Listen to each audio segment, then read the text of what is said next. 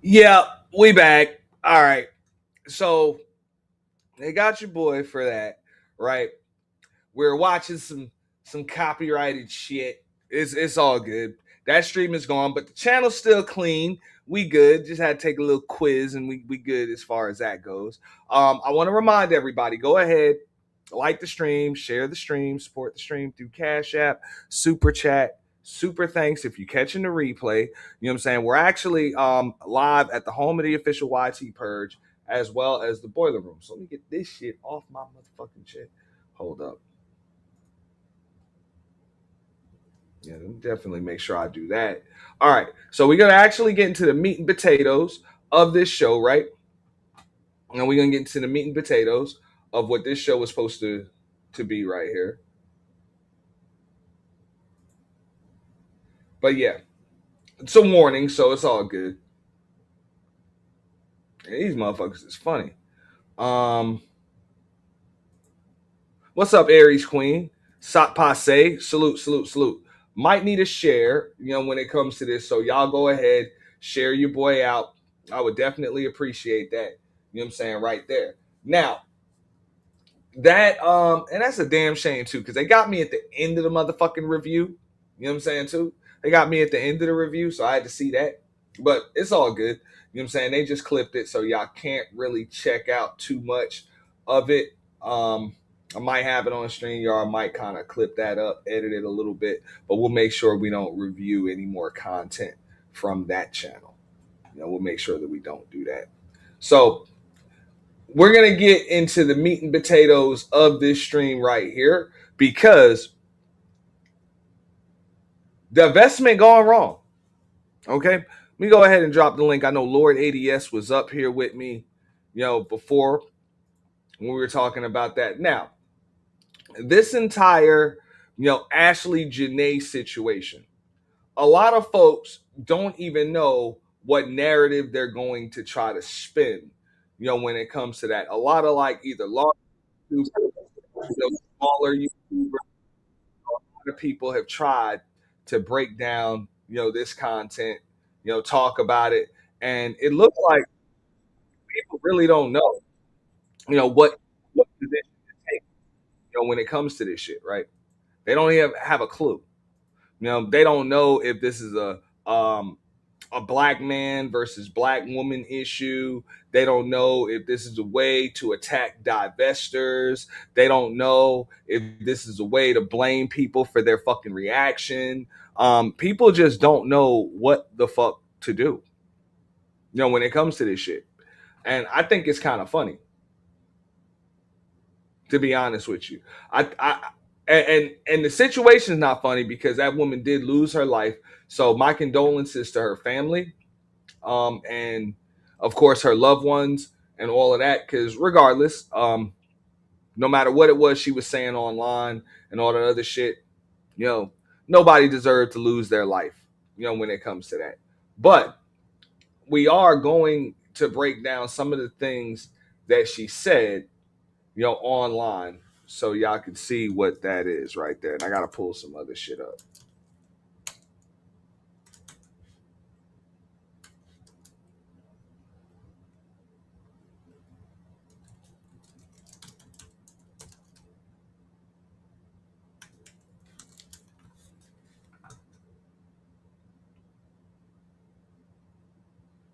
Because that's what they say. They're like, okay, she was a social media influencer, and some other things, right? But we're actually going to talk about a few of the things that she talked about, you know, on here. So let me find a few of these damn, clips and shit like that, because nobody really knows what the hell happened. A lot of people have had, just different. Matter of fact, let's just bring up the clip.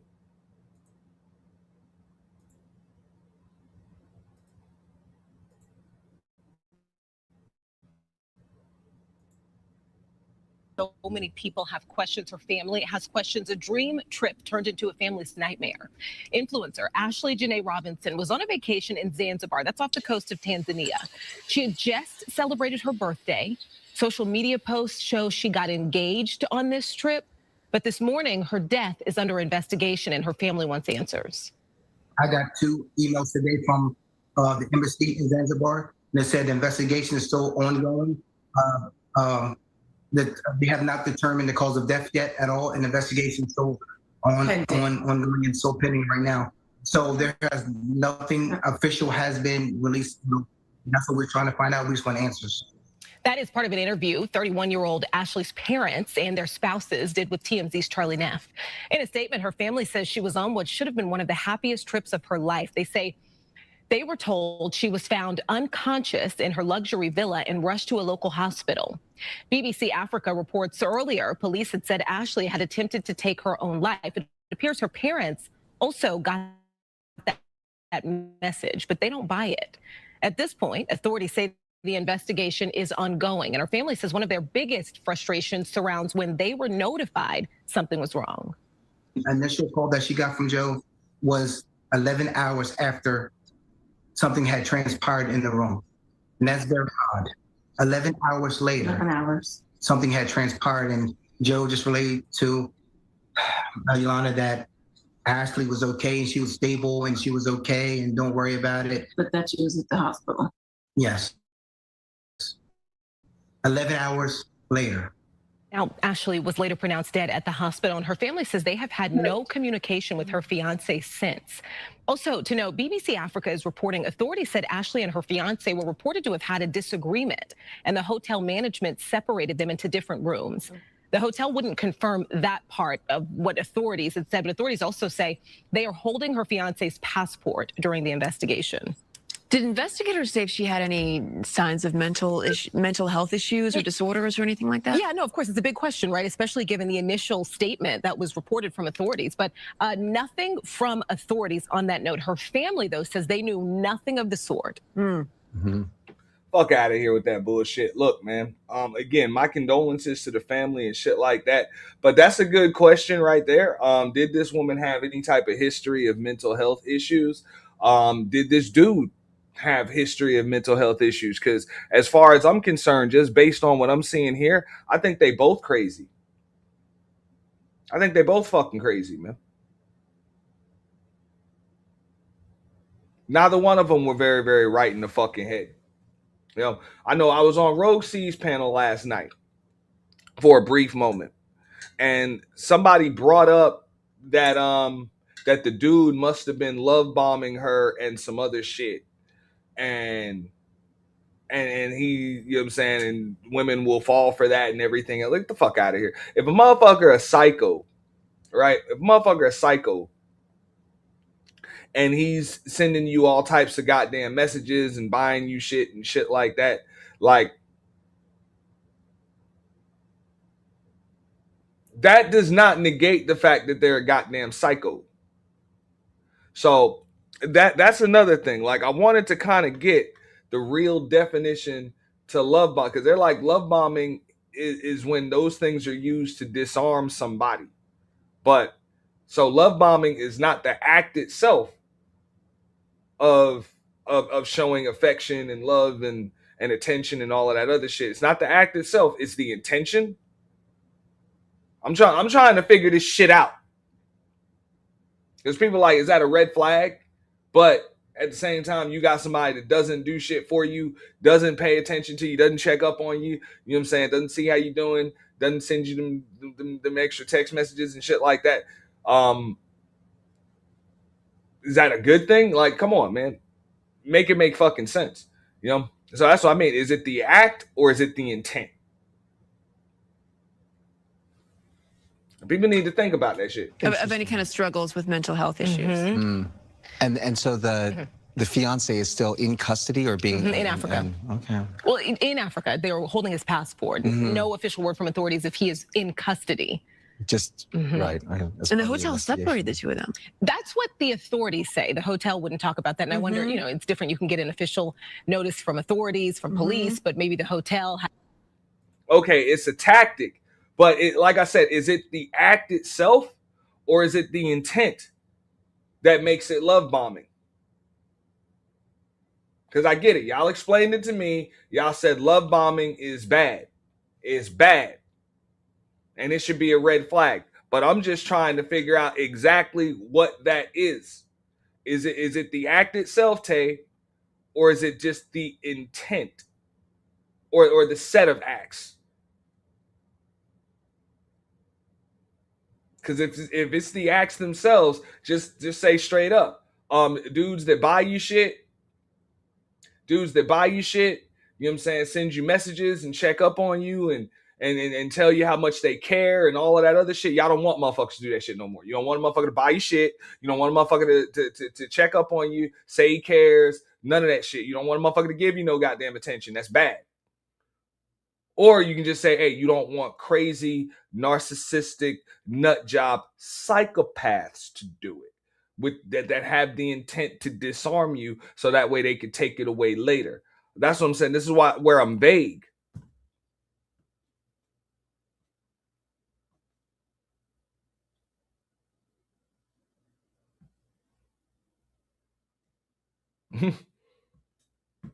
Not for real.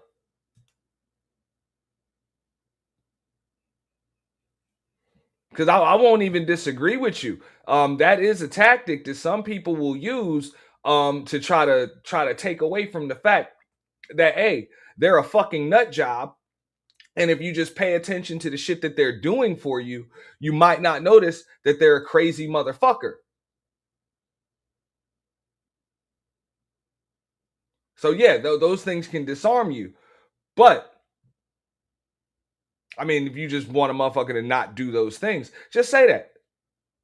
And motherfucker just, hey, motherfucker won't call you, check up on you, send, you know what I'm saying, take you on trips and buy you shit and all that other shit. Fuck that. That's love bombing. I don't, hey, don't want to do that. As different privacy rules, and they wouldn't say. Yeah, a bizarre story. It's a bizarre story. Yeah. Just turned 31, just got engaged. You know, there's no perfect face to mental health issues. And so we don't want to, be up here speaking as if there is. It's just, you can understand her family has questions. Of course. Yeah. Of course. It's sad. Ooh, all right, we'll have to see It is what sad. happens there. Yeah. Thank you, Brooke.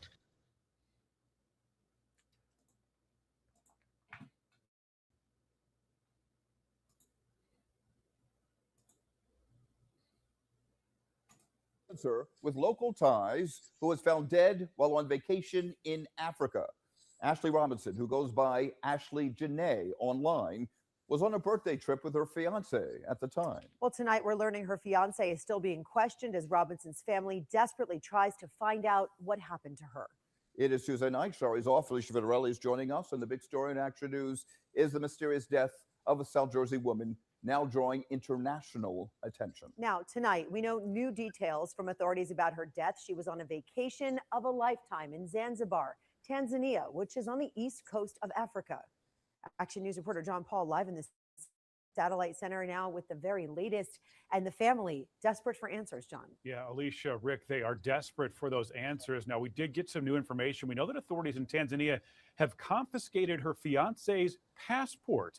This is while he's still being questioned. But according to the BBC, local authorities there in Tanzania did not originally suspect him of any wrongdoing, while the family continues to be desperate to know what happened.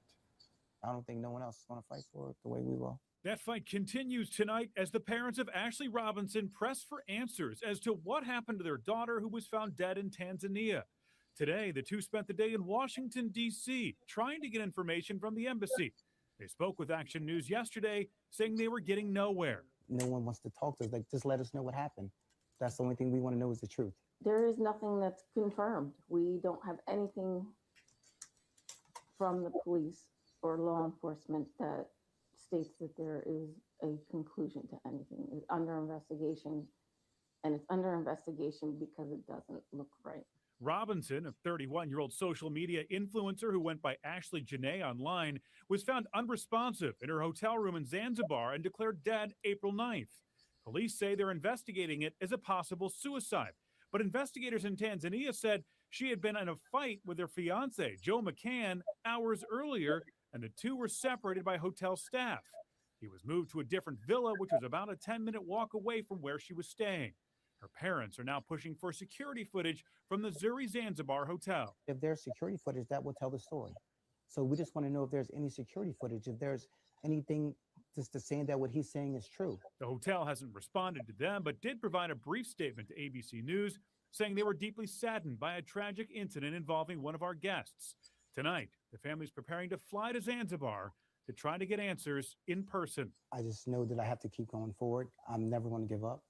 And I just want the truth out there. We did reach out to McCann. He has not responded. As for the autopsy, that is expected to be released at some point tomorrow. The parents tell me that they are still trying to make the trip out to Africa. They expect to do that sometime this week, but they are waiting on that autopsy. Live tonight in the Satellite Center, John Paul, Channel 6. So let me ask y'all this, right? Maybe y'all know. Are we still waiting on the autopsy? And that's what I believe it was.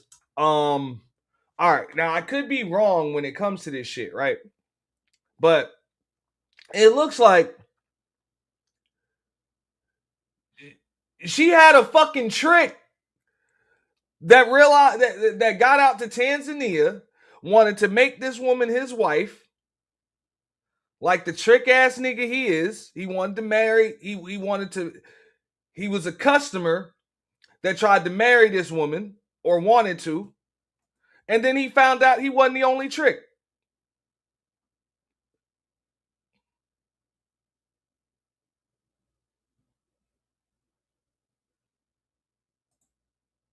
That's what it looked like to me.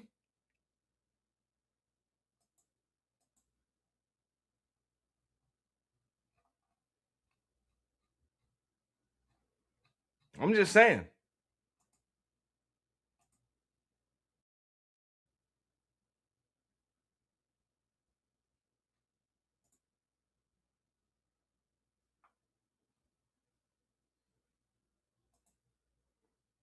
Y'all gotta forgive me. I'm looking for some more visual aids and shit like that, right?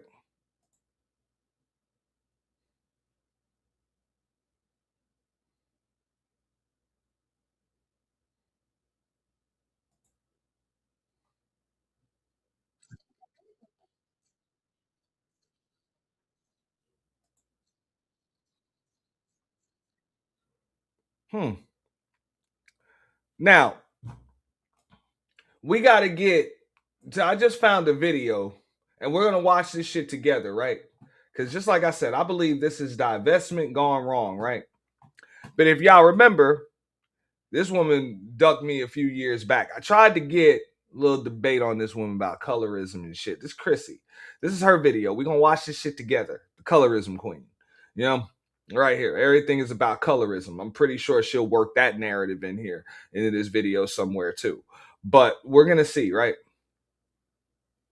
So I want to do a follow-up to my last video about Ashlee Jenae and talk about some of the responses and also discuss the recent femicide stories that nobody is talking about because the unalivings were committed by Black men. And under my last community post about one of the most recent victims of femicide, somebody accused me of deflecting or redirecting the conversation from white men to Black men to absolve white men of accountability. And I feel like the people who accuse me of that actually don't like Black men being held accountable for femicide, because if y'all claim.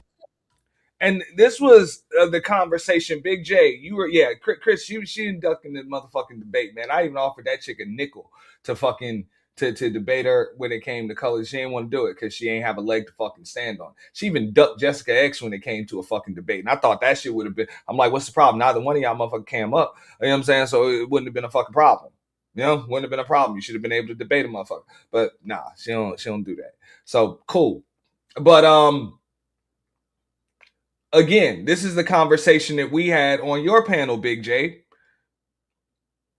This situation right here don't have a goddamn thing to do with Black men. Like nothing whatsoever. Nothing at all. And folks don't want to just admit that. You know, ain't got a fucking thing to do with a nigga, man.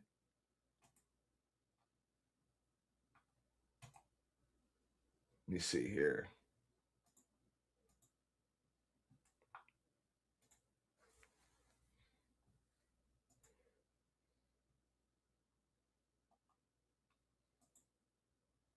She got there, Aries Queen.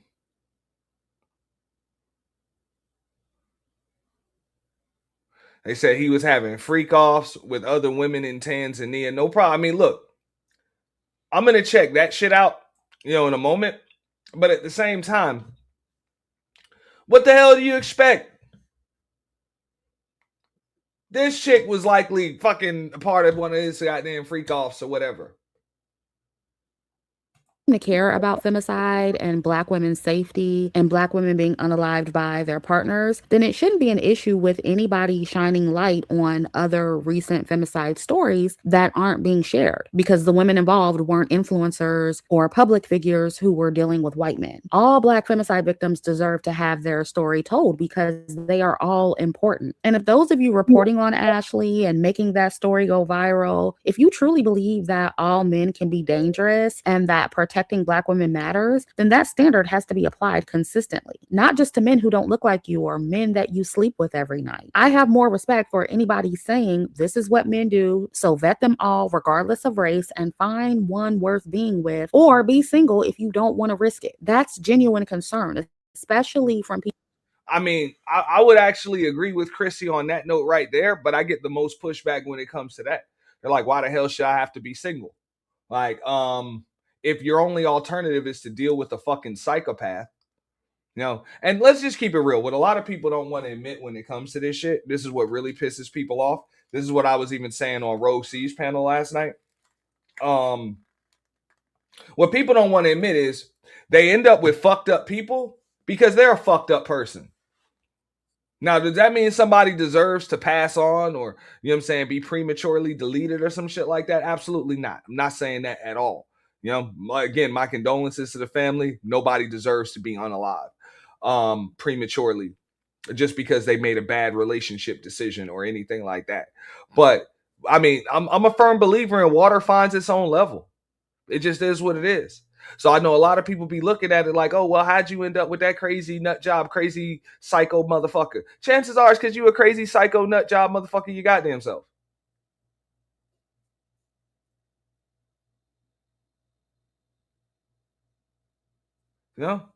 Yeah, but people don't want to fucking admit that shit, Aries Queen.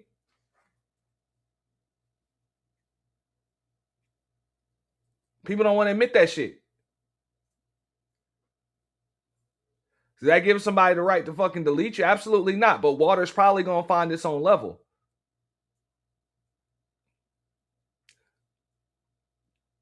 You're either a psycho nut job crazy motherfucker or you're just extremely selfish and shallow to the point where all you're concerned with is the gifts that somebody fucking gives you and their fucking skin tone, and you see them as a status symbol. So you're just able to look past or ignore the red flags in their personality. Like the fact that they fucking do random ass goddamn freak offs and shit like that with other motherfuckers. The fact that they fucking snap over basic shit. You know what I'm saying? Like maybe the hand towels in the bathroom don't match or some shit like that. And then they lose their shit.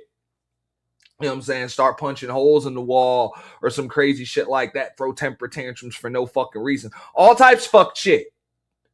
People will look past that. I was listening to one of the damn reviews that they said this woman was living this was a dream life because she had Chanel. Like somebody bought her Chanel and she got to travel. Like if that shit is worth risking your life, that means your life really isn't worth much to you anyway. So if your life isn't worth that, if your life is worth a handbag to you, like you'll risk it for a fucking handbag, or you'll just totally ignore red flags and some crazy shit for a handbag. Yeah, we're gonna talk about that in a moment, Tay. For a handbag and a status symbol of a person, like you'll literally risk your fucking your own physical safety. Because keep in mind, every time you lay up with somebody, every time you go to bed next to somebody and you expect to wake up next to that same fucking person, you putting your life in their hands. Like whenever you're going to shut your eyes and go to sleep next to somebody, yes, You're putting your life in that person's fucking hands. So why the fuck would you fucking like shut your eyes and go to sleep next to somebody you don't fucking trust? Would you fall asleep on the fucking subway in New York City in the middle of the night?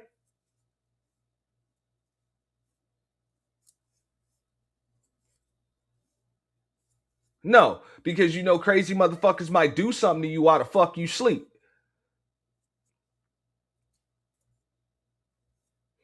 You know? So if a handbag and a lifestyle is worth that shit, you obviously don't value your life that much. And if you're not going to value your life that much, why would somebody else?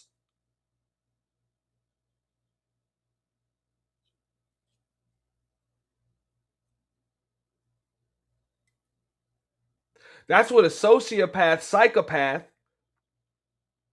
serial deleter is going to fucking prey on. They don't value life. So they're going to try to prey on somebody that really doesn't value their life that much either. They'll take unnecessary fucking risks for shiny things and status symbols just so they can get a picture for the gram.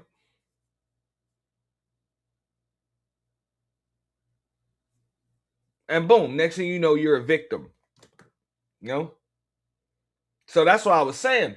Like when people want to bring up love and all of that other shit and standards, before you can love somebody or you can have standards and put that shit on somebody else, you got to be able to love yourself and have some standards on yourself. Like first and foremost, that's really where that shit starts. But that shit just be bugging me out. You got everybody in these spaces, pointing the fingers at every fucking body else when where are the standards for yourself? And I don't give a fuck, how much money you spend on your wig, or how well your BBL job was fucking done. And you niggas, I don't give a fuck, you know what I'm saying, how much you got in your goddamn bank account.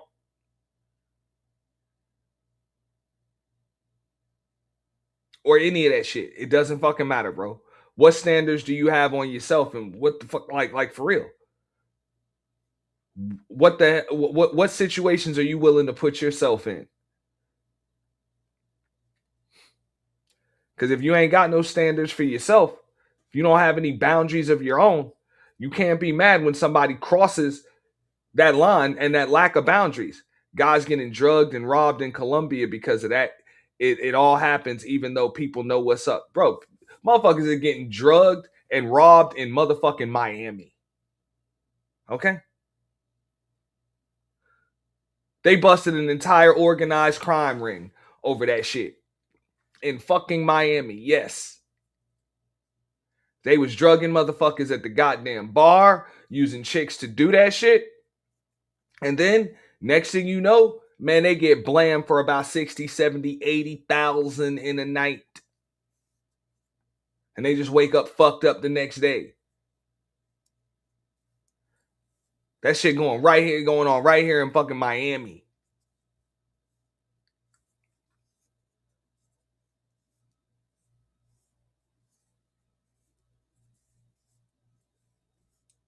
And that happens when you'll just let somebody you don't know feed you fucking drinks.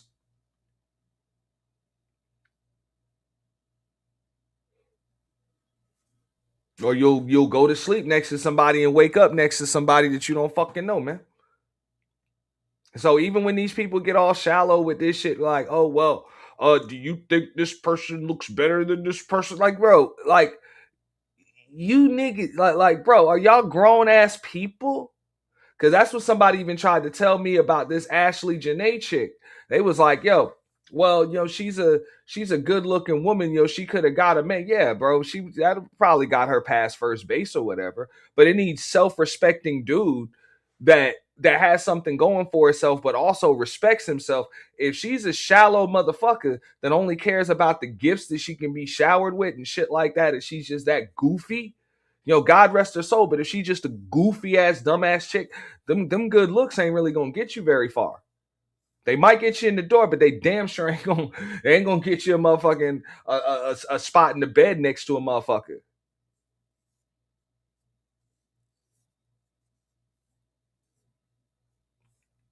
You know, that shit will get you a spot in the bed next to fucking nut job Brad. You know? Next to Leatherface over here. You know?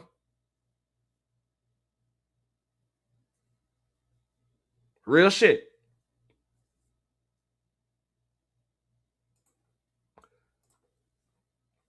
But hey, what do I know? Thanks, Brenda. Appreciate you. People who consistently say that over and over again, regardless of the femicide story and regardless of the race of man who did the unaliving, that's what genuine concern looks like. It doesn't look like absolving one group of men for their wrongdoings. But I noticed that when it comes to intra-racial femicide, it's framed as a broader issue of quote unquote male. Job, Brad, Jerome, Chan, you know what I'm saying? Hector, Juan, you know? Azar, Amnon, whatever the fuck the motherfuckers' names be, Habib and shit. Yeah, all the motherfuckers. You know? All the motherfuckers. It doesn't matter. It's crazy motherfuckers in every goddamn race. You know? But like I say, only shallow people don't understand that shit. Either shallow people or people that just really just need to get out more. Like, these are literally people that judge books by their covers. You know? And that this is some shit they teach you when you in fucking kindergarten, is that you don't judge a book by its cover. Like they teach you this shit right around the time when you learn how to fucking read. Kindergarten, first grade, whatever. You don't fucking judge a book by its cover. You open that motherfucker up, you read it.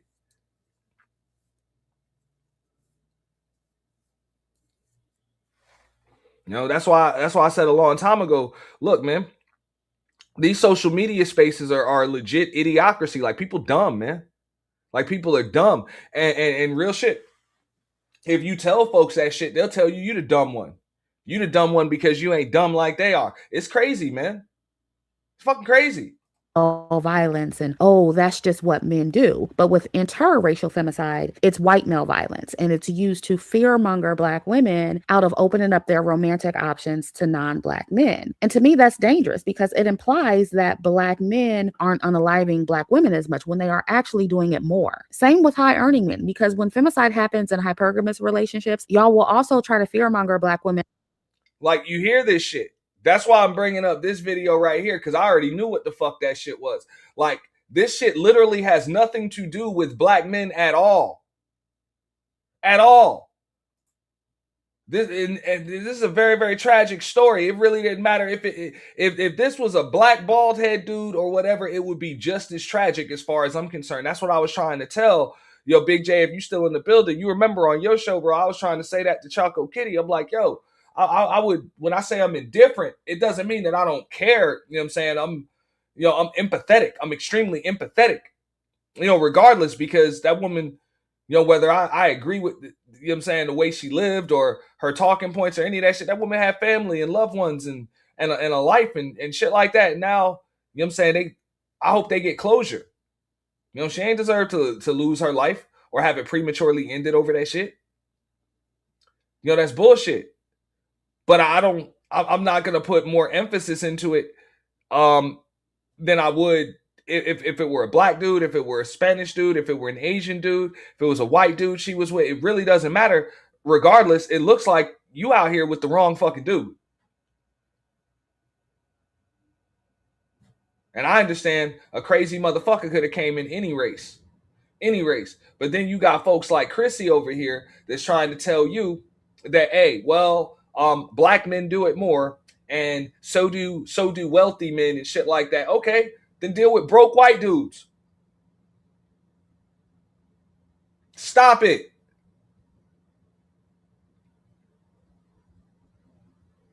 And even when y'all was breaking down the video last night, Tay, on Rose C channel, they were talking about how the Six to Goddess clip. And people took that shit personally when she was like, look, if you a bottom shelf bitch, chances are that's who you gonna end up you gonna end up with a bottom shelf Brad or a bottom shelf, You know what I'm saying? Bobby or bottom shelf Habib because you're a bottom shelf chick, not because you're a black woman. Because you're probably not going to end up with a plastic surgeon in Beverly Hills.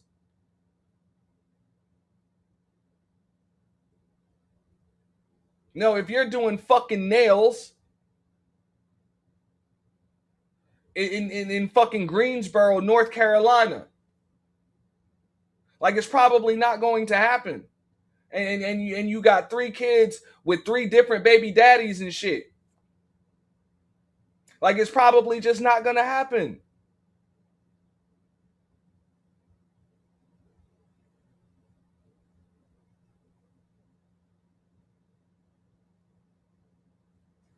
You know, so people gotta just understand that shit. Like when you're a shallow motherfucker and you can't look past basic shit, little cool trinkets and gifts and status symbols and just somebody's race or ethnicity or whatever, you can't see past that shit. More than likely, man, you're gonna end up with some crazy motherfucker. You're gonna end up with some crazy motherfucker. You're gonna end up with some piece of shit. And it's not because you're a black woman or because you're a black man or any of that. It's because at the end of the day, let's keep it real. You a piece of shit. You a piece of shit. You shallow. You selfish. You know what I'm saying? You a surface level thinking motherfucker. So you gonna get with a surface level motherfucker. Or let's just keep it real. You're gonna get preyed upon. Like you think you out here doing some smart shit? Nah, man. You the prey. You about to be a victim.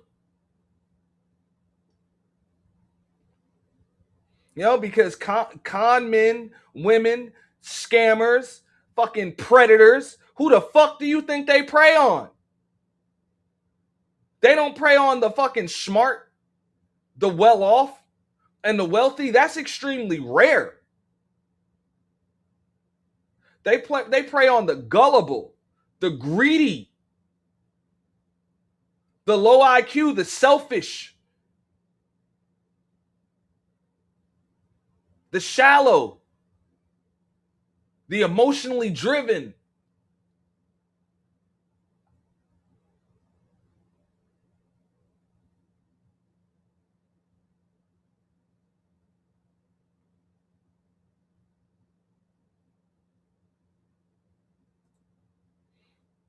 Nah, and I get it.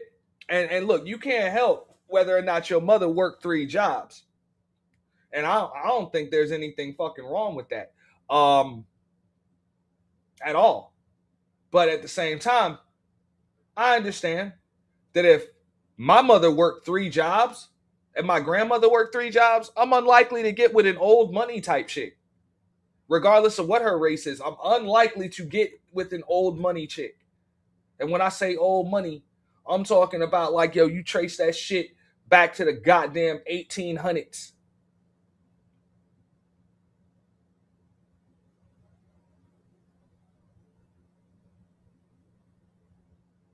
And if y'all don't know what I'm talking about old money, y'all definitely ain't gonna qualify for that shit. But y'all know that's what I'm saying.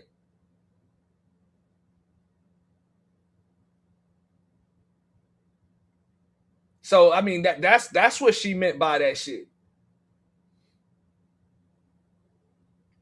It doesn't mean that you can't level up and change your circles and shit like that, but you're probably never gonna be in circles with old money motherfuckers if you not in those circles, if you're not from them families and shit. Like it just that's the way that shit works. You know? And that has nothing to do with race. Where do y'all think the term white trash came from? Black folks ain't make up that fucking term. That's a term they had for each other.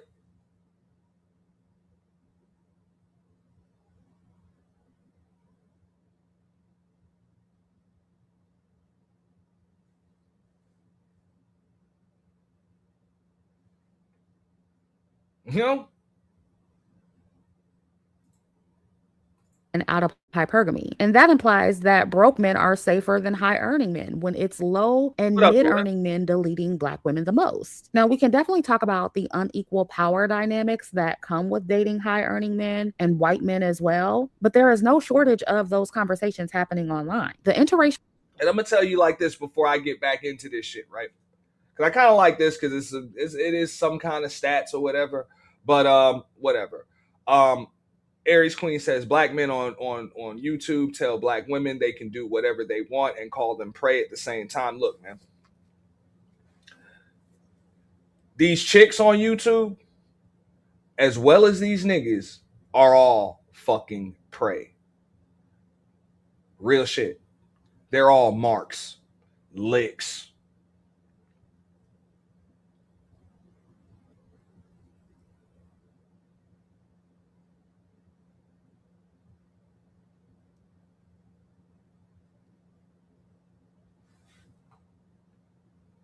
You know? Or they up here fucking licking. Let's just keep it real. You know? They up here grifting, licking, or they just prime for that shit. They prime to fall for it. Because I already know most of these fucking YouTubers don't be believing the shit they be saying. And social media influencers, they don't even live by that shit. They don't even live by that shit. But as far as most of the people that you see on these fucking panels and shit, every goddamn night, all day, all night and shit, fuck out of here, bro. All of them licks. And to be honest with you, they know that. Deep down, they know that. Even if they won't admit that shit out of their mouth, that's why they asses be on these panels at 2, 3, 4 in the fucking morning on Thursdays, Fridays, Saturday fucking nights. Instead of, you know what I'm saying, sitting on the couch, booed the fuck up, you know what I'm saying, with their significant other. Or, you know what I'm saying, laying on their side with a stiff one in them. They up here talking about relationships in the middle of the night. They ain't got one.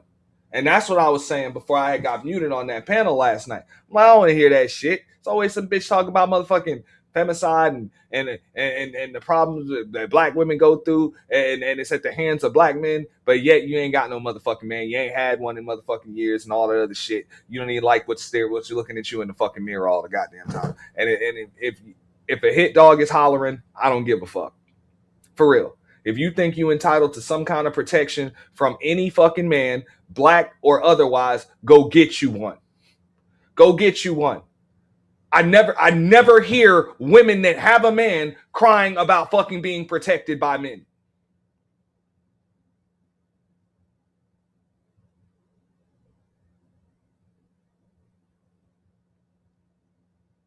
The same way I never hear dudes that actually have a woman up here crying about fucking how women need to submit.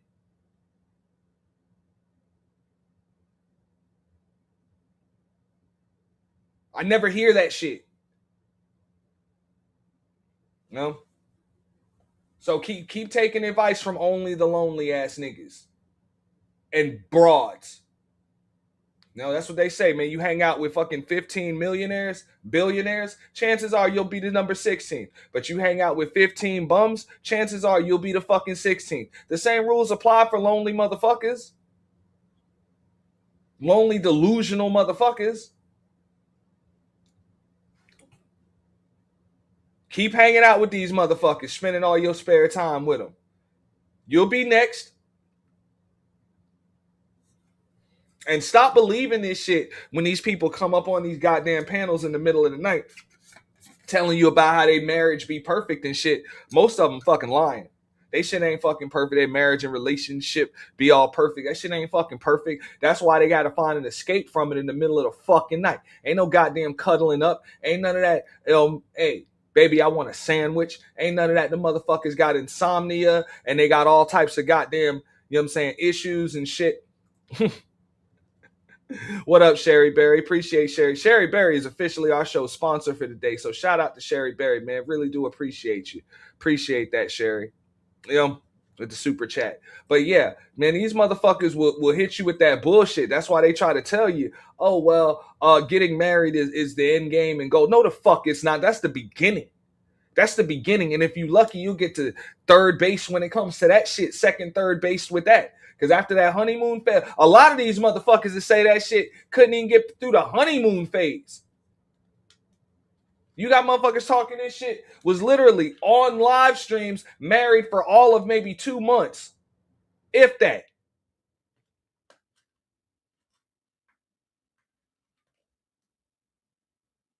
Fuck out of here. 2 months as opposed to till death do us part? Motherfucker, get the fuck out of here.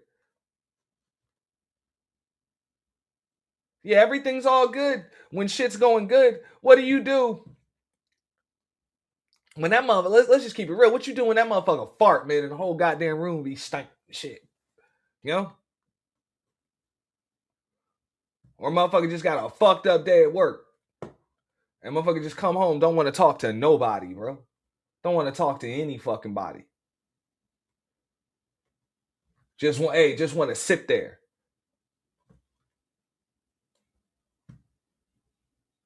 What you gonna do?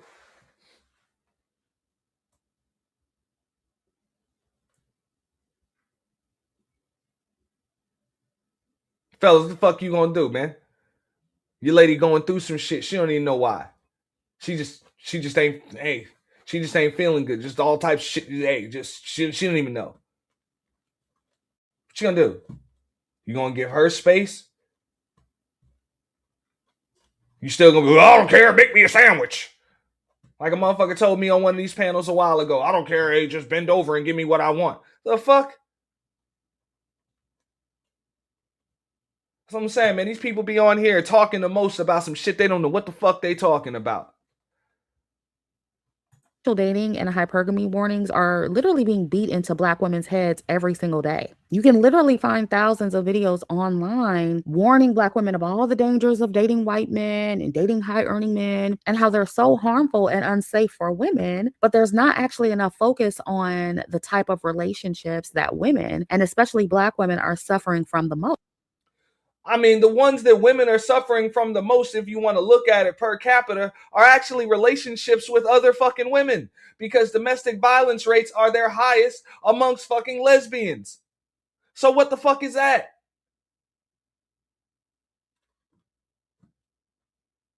You're more likely to get the shit beat out of you by a chick.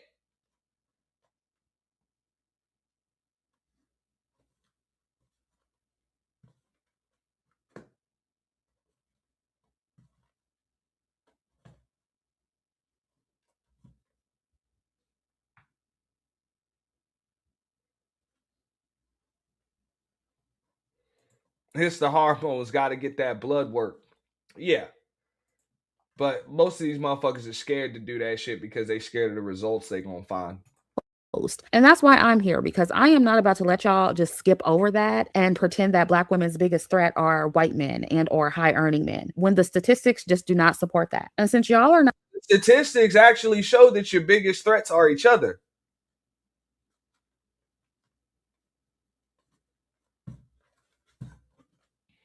But you can find any skewed statistic that you want.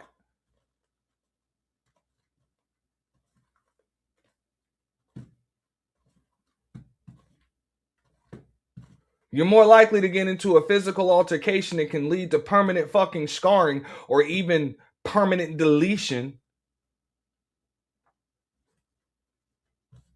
over some other chick that's either fucking your dude or wants to, or you're fucking her dude or some shit, than you are to actually get into some shit with your dude.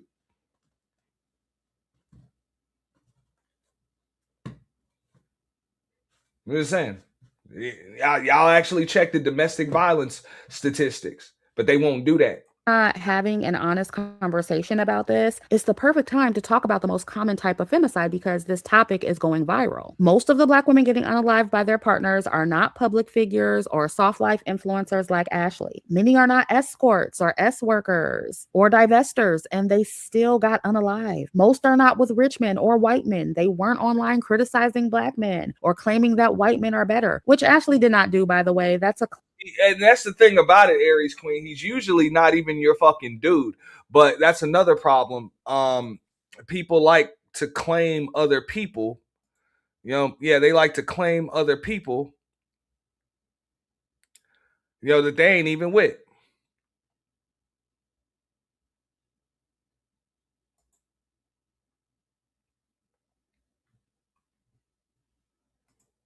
Just like I was showing on that video earlier, before we were interrupted, kind of shut down.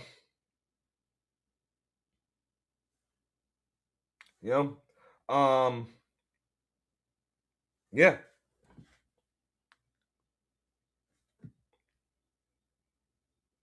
She's like, oh, but we were together, and the other chick is like, nah, y'all was not together. Y'all were just messing around. And then she went and had a baby by that nigga. You know what I'm saying? They were supposed to be homegirls and shit. Funny. What up, Sherry Berry?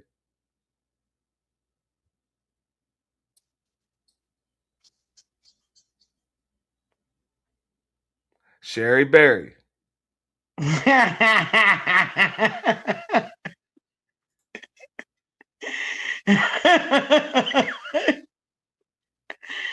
You knew I was coming up here. Now what? What's going on? Shout out to you. You the show sponsor. I'm about to refill this coffee, and then I'm gonna get to the. Nobody's nothing. Don't be putting. No. What do you have to say about this right here? Shit, some of them people is my people. They're my people right there. I like them. I love them. I'm sorry y'all got caught, baby. Damn. I'm looking at the faces. Shit. Goddamn. I'ma finish my shit out. If y'all get, what the fuck y'all doing? Stop being dumb. That's how I think about it. Now, Sherry. What?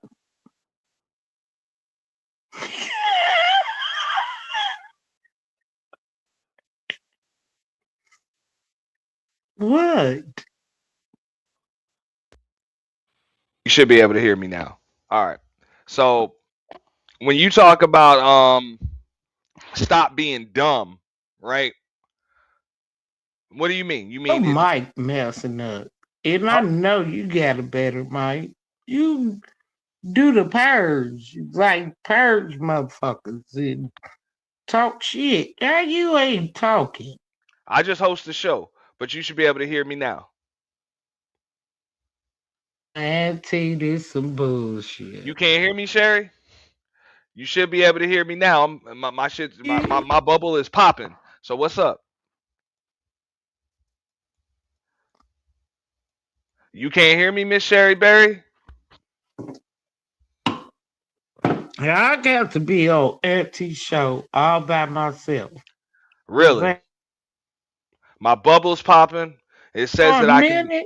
I was finna speak up for you, but go ahead. You can't hear me, Sherry? Ahead. Shit, I see. Y'all do me a favor. Them look like my people. Drop down, Sherry, and come back. You can't hear him. Yeah, she can't hear me. Sherry, read that. What up, Big Roast? So here's what we're gonna do. We're gonna drop Sherry. All right, so we dropped Sherry, but Sherry, please come back if you're listening. All right, feel free to come back. I'm about to make my coffee and shit. You know, what up, Big Roast? Shout out to Brownie, Deacon Dave in the building. Divestment gone wrong. All right, we're gonna wait for Sherry to come back. So Sherry Berry, come back up. Sherry is our show sponsor for the day.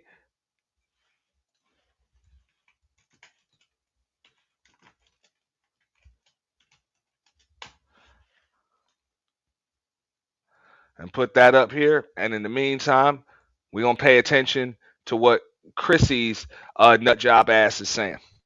Claim people are making based on her tweets that were taken out of context. And I talked about that in my last video. So check it out if you haven't already. And most black women who date interracially are encouraged black women to date out or date up. We're not saying that white men or high earning men are perfect and have no flaws. That's what y'all made up. Can you hear me, Sherry?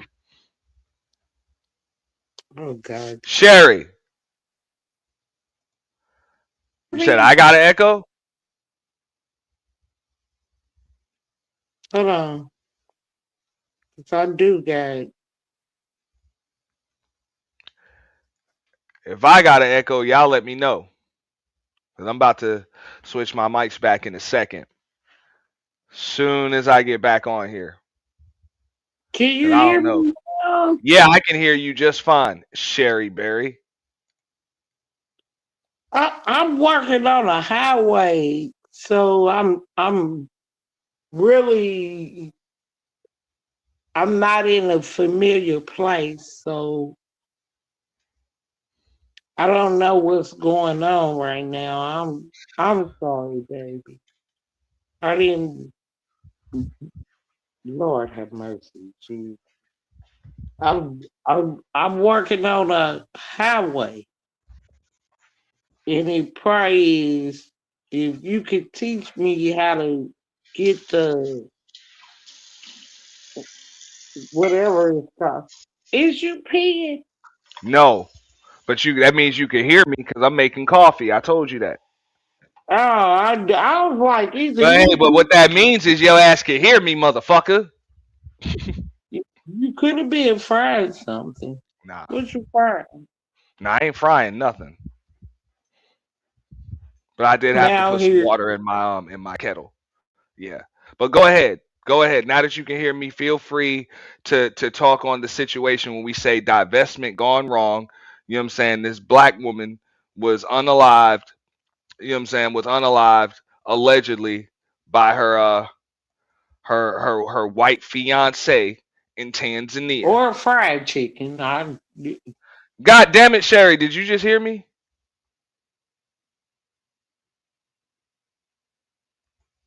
Did you hear me, Sherry? Oh Lord. Oh Lord. Come on, Sherry. Damn.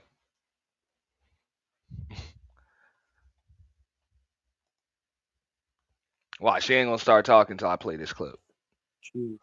Because you hate seeing black women with other races of men. And y'all also hate when black women have standards and want to date or marry hypergamously. So that's really the underlying issue with that. But to circle back to the point I was making, most black women who are victims of femicide were either dating or married to low to average earning men who look like them, and they were still unalived. So it kills the narrative that many black people are pushing right now about black women being safer with broke or low earning men.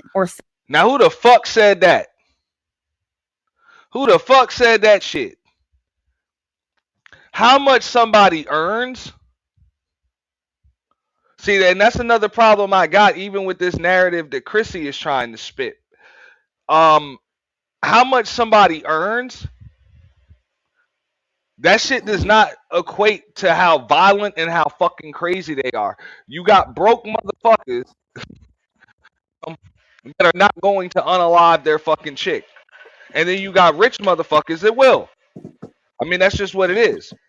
And the same rules apply with fucking women. You know? You know? You got women that and shout out to Rosie for saying that on her show last night. You got women that are hey, they in they with a dude probably living either at the poverty line or below it, but they got a loving fucking relationship and ain't never no DV or none of that shit in there. And then you got motherfuckers that are in the millionaire range, like in the millionaire status, big ass mansion, all of that shit, and motherfuckers is putting their paws on each other. Shorty, hey, the chick just be busting that nigga ass, dog. Got that motherfucker scared to death. You know, to even say anything to her. Stilettos flying, she just be popping that nigga in the back of the motherfucking head, all that shit. And trust me, I break down enough body camera footage to find and bust women that be putting their hands on dudes. So that shit happens, man. And none of that shit is gender fucking specific.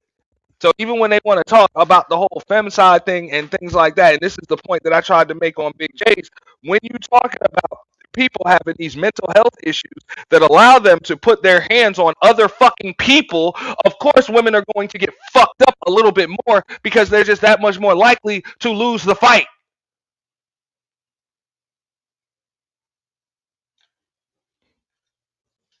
That's it.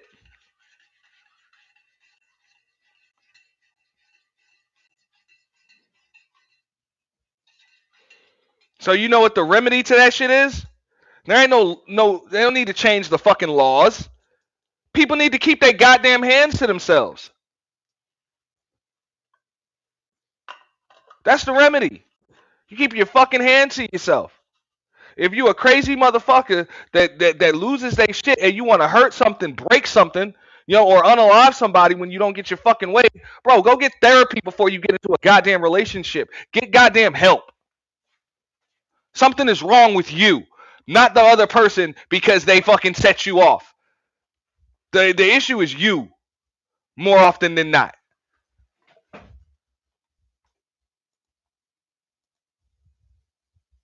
I'm just saying.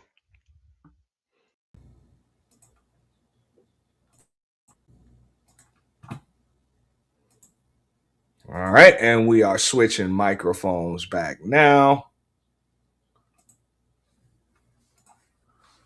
But nobody wants to admit that shit.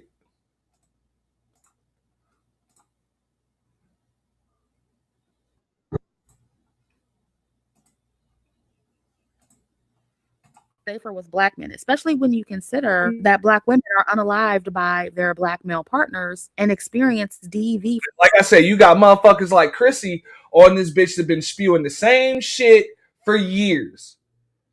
And that's another thing that I was saying. It's amazing how the same people that been on this bitch for 10 plus years, that been on this bitch for 10 plus fucking years, only have one narrative to spin. It never changes. Ever.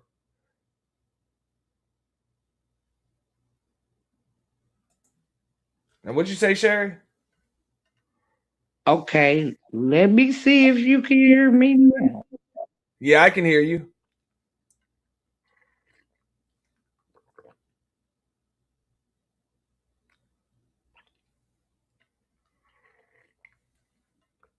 He's not a.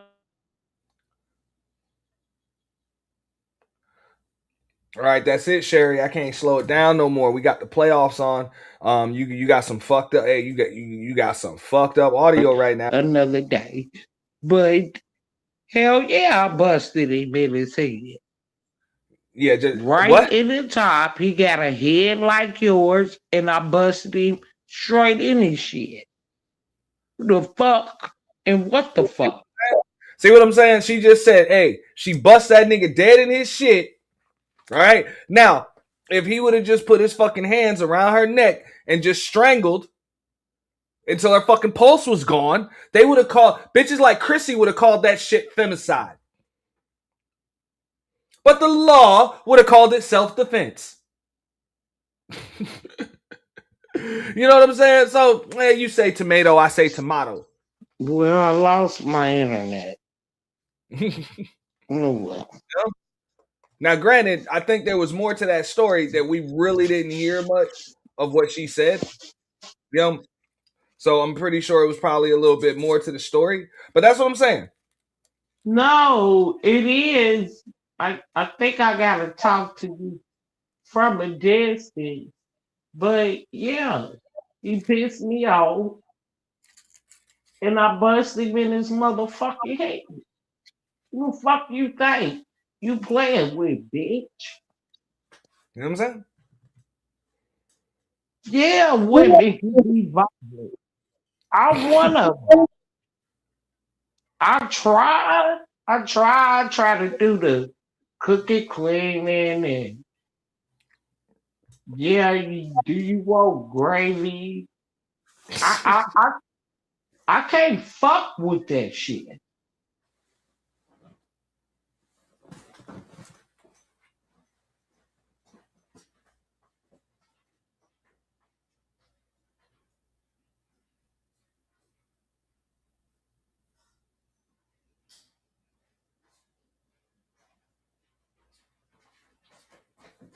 And I fucks with you, Sherry Berry. Thank you so much for being honest, when it comes to that shit, right?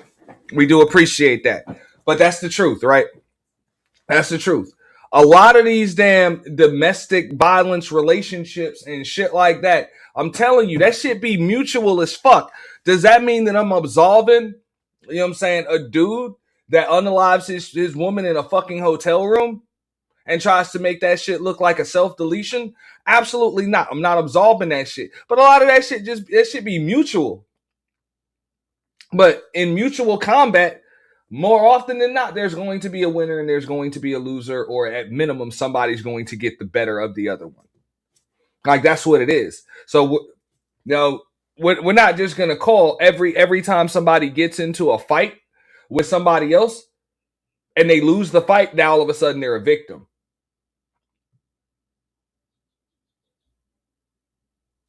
That shit's going to happen. It is. So the easiest remedy is for everybody to keep their fucking hands to themselves. And be a better judge of character. If you're one of those people with common sense and, like Cynical once said, a moral compass and discernment and shit like that, and you keep your hands to yourself, don't deal with other motherfuckers that are prone to not keeping their hands to themselves.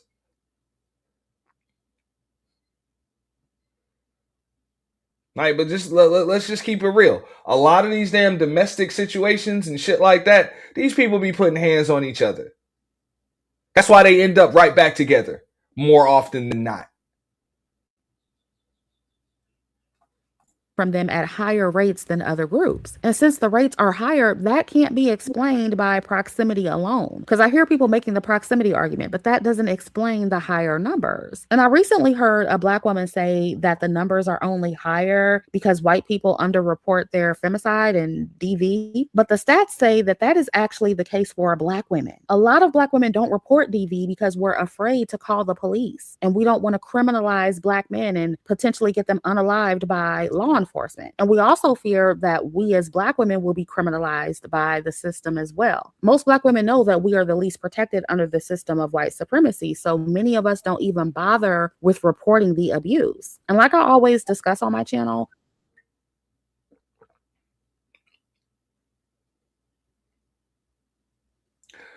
look, that whole least protected fucking argument, miss me with the bullshit. If you're the least protected, who's the most protected?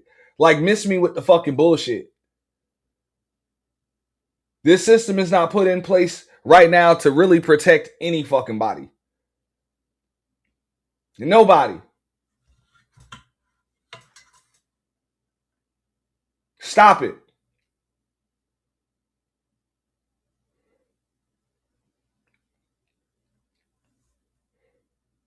If you want protection, go get you some. In America, we have the right to bear arms. It is our Second Amendment privilege. Second Amendment right. Get you a fucking man. One that won't beat your ass.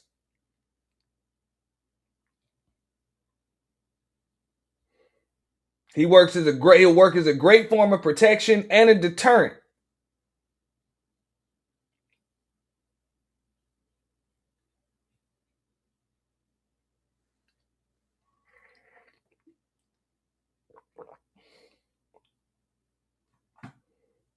Would you see this shit?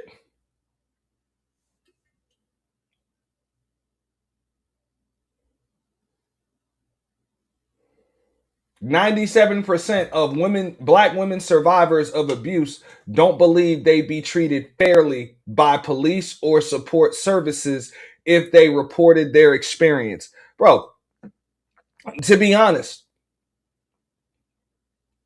I'm going to be 100% with that. What the fuck does this shit mean? You don't believe that you'd be treated fairly? Show me some stats to show whether or not you were treated fairly or unfairly or unfairly or whatever. Like, if we having a conversation and it's going to be a fact-based conversation, now you actually got opinions in here. You're polling people based on their fucking opinions, and then you're spewing it off the internet as if it's fact. That's bullshit. You know? What you believe and how you feel does not make you a victim.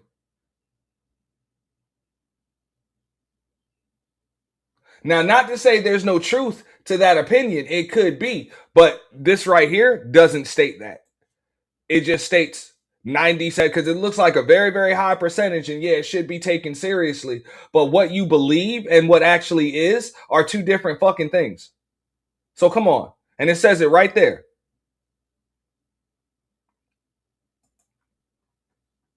Most Black women are conditioned to mule and mammy for Black men. We tend to coddle and protect them. So that contributes to our cases being underreported. And Black people are also trying to push this narrative that... No, a lot of you have been, unfortunately, have been groomed to deal with ain't shit niggas that act like fucking bitches. That's why they lose their shit and go upside your fucking head, because they have no emotional fucking regulation. They go upside your head and throw temper tantrums like little fucking girls.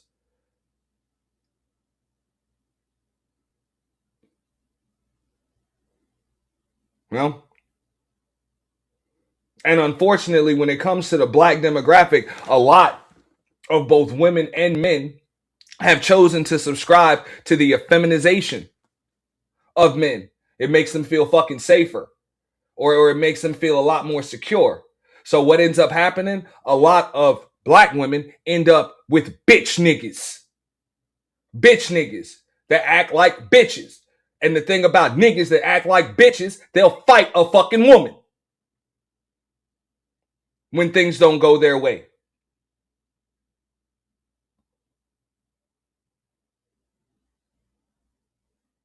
There's nothing masculine about that shit. Y'all have decided to fucking subscribe to masculinity being toxic. You know? Because the thing is, a fucking masculine man about to go back and forth with you, not in his fucking house, not in the household that he fucking pay the goddamn bills in and take care of and clean out the gutters and all of that. You're about to go back and forth with your motherfucking ass about shit. Ain't gonna be no fight, ain't gonna be no yelling, ain't about to be no motherfucking argument.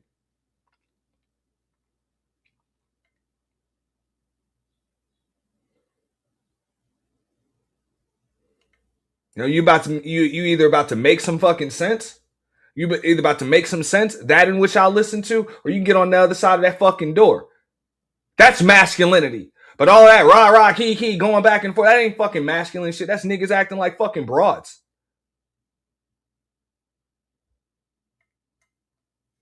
Yeah.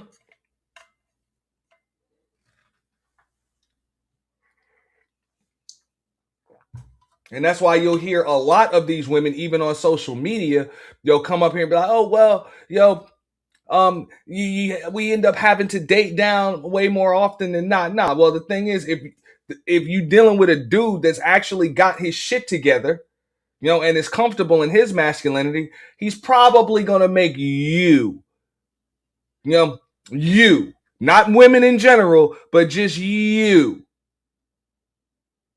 feel insecure. Because there's nothing you can do. All of the shit that you've been groomed to do over the... I'm talking about a majority of Black households from like the late 70s, 80s, 90s, 2000s. What a lot of those women have been groomed to do,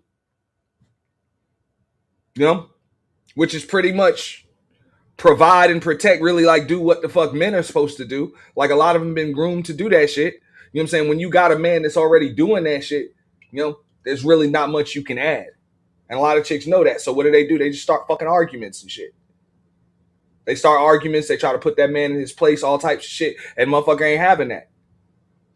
That's why they even try to say the dudes that have their shit together, make a certain amount of money, whatever, you know, those are educated lames.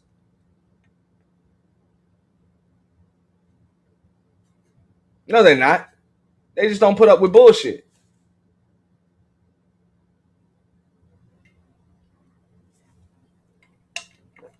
You know? And the thing is, a woman that's secure in herself, she's not going to be intimidated by that. Because she already knows what she can add to his life and what he can add to hers. You know? She can actually add a good woman. She can add femininity. You know? She can make sure there's a woman's touch there. She can do all those things that a woman's supposed to do. And he's going to do everything that a man's supposed to do. Boom. Match made in fucking heaven. You know? But all of you chicks that think men need to tone it down. and be a little softer and shit like that. Yeah, you end up with niggas that act like bitches. Guaranteed. Guaranteed. Even Princella said that shit to a lot of them chicks. You know? And I don't even be agreeing with Princella. But hey, a broken clock is right twice a day. She said it. She's like, a lot of y'all chicks just need to just be honest. You really want a woman in a man's body. But then when you get one, you crying femicide.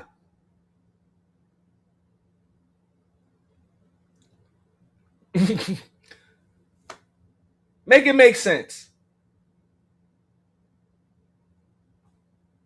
White men aren't held accountable when they abuse or unalive Black women, but in most cases they are. Maxwell Anderson, the white man who unalived Sade Anderson, he got a life sentence for deleting her. And there are several other white men who are serving decades in prison for unaliving their Black woman partners. So most white men who commit these crimes are not getting away with it. Now, it has been reported that there are barriers, but they won't admit that shit.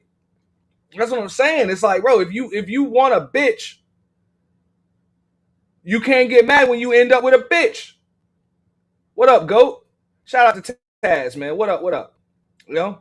But yeah, you got to be real about that shit. Like,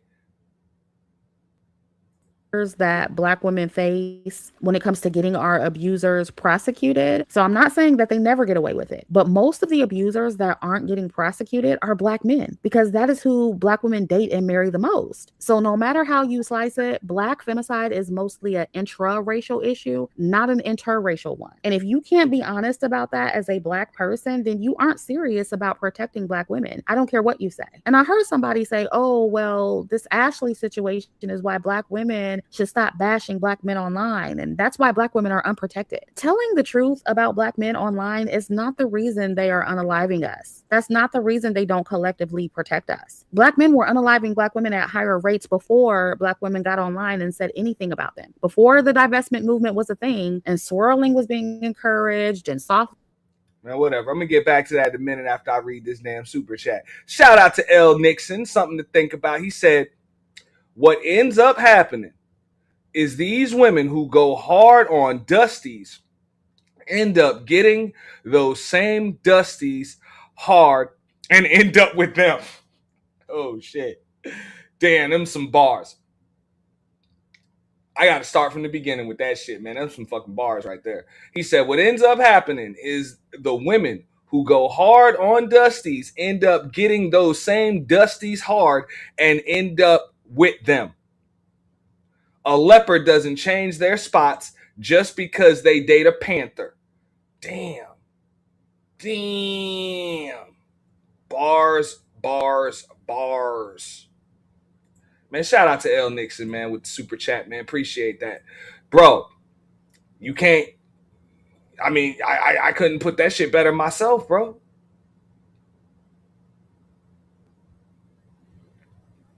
And that's why somebody like Chrissy, even with this situation, Ashlee Jenae, this is a fucking white dude.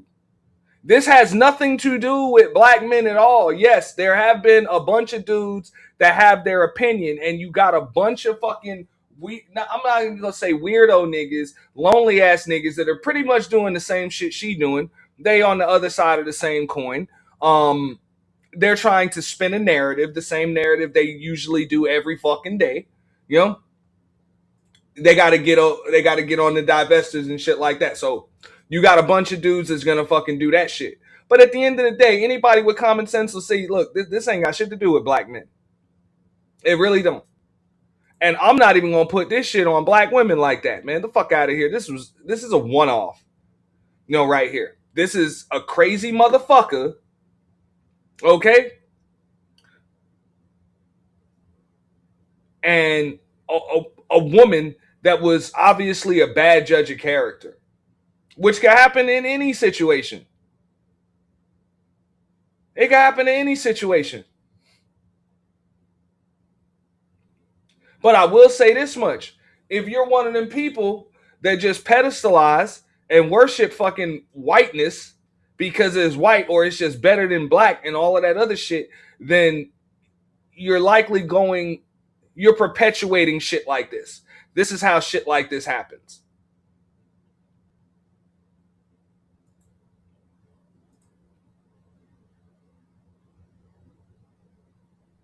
Yeah.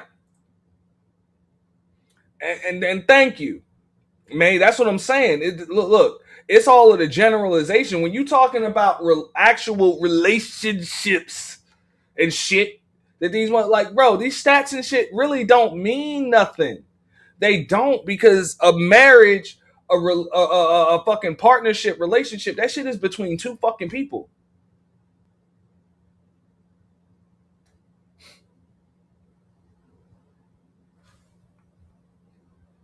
So your one relationship can always be the exception to the rule. What's up, Op Val? What's going on? What's good with you? You got that dough in the avatar. What's good with you? You know? But yeah, that's the way that shit is, man. That shit, your shit can easily be the exception to the rule. So, I mean,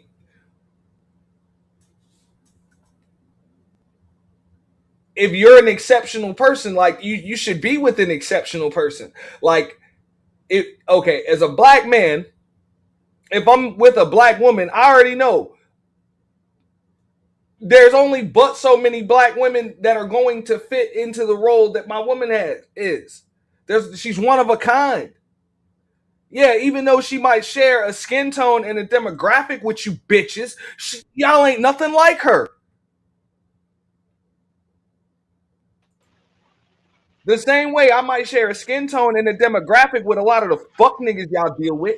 I ain't nothing like them niggas. You know, I know that. What's up, man? Hey, what's going on?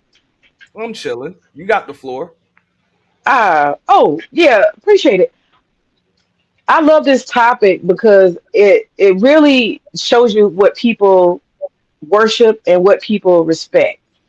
Because everybody got an excuse for this dude. I have seen so much. I know Anton Daniels, all these different excuses. And even the police got excuses. No, he's a rich white man. He wouldn't do that. He's this, he's that. You see what people value so-called wealth, they value status and they value race, and they're making excuses for this. And even the black women who love to talk about femicide, especially divestors, they making excuses.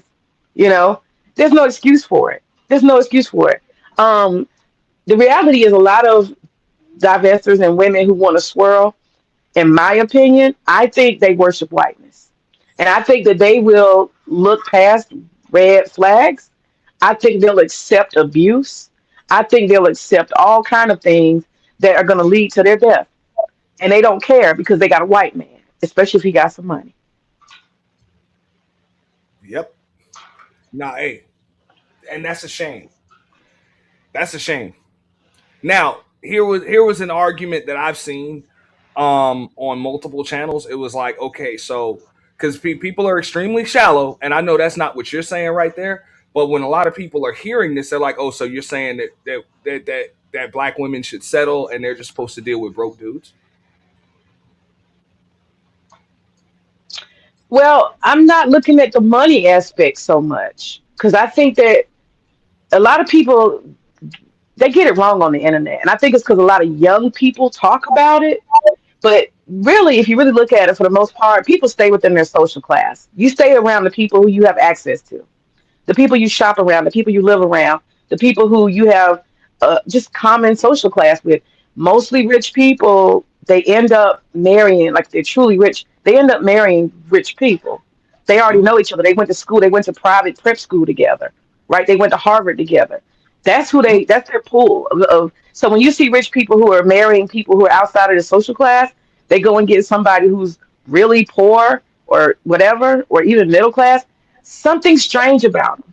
Something strange about them. They usually pick among their own, and that's kind of common everywhere. Middle class people tend to date among people. Professional class date among professional class.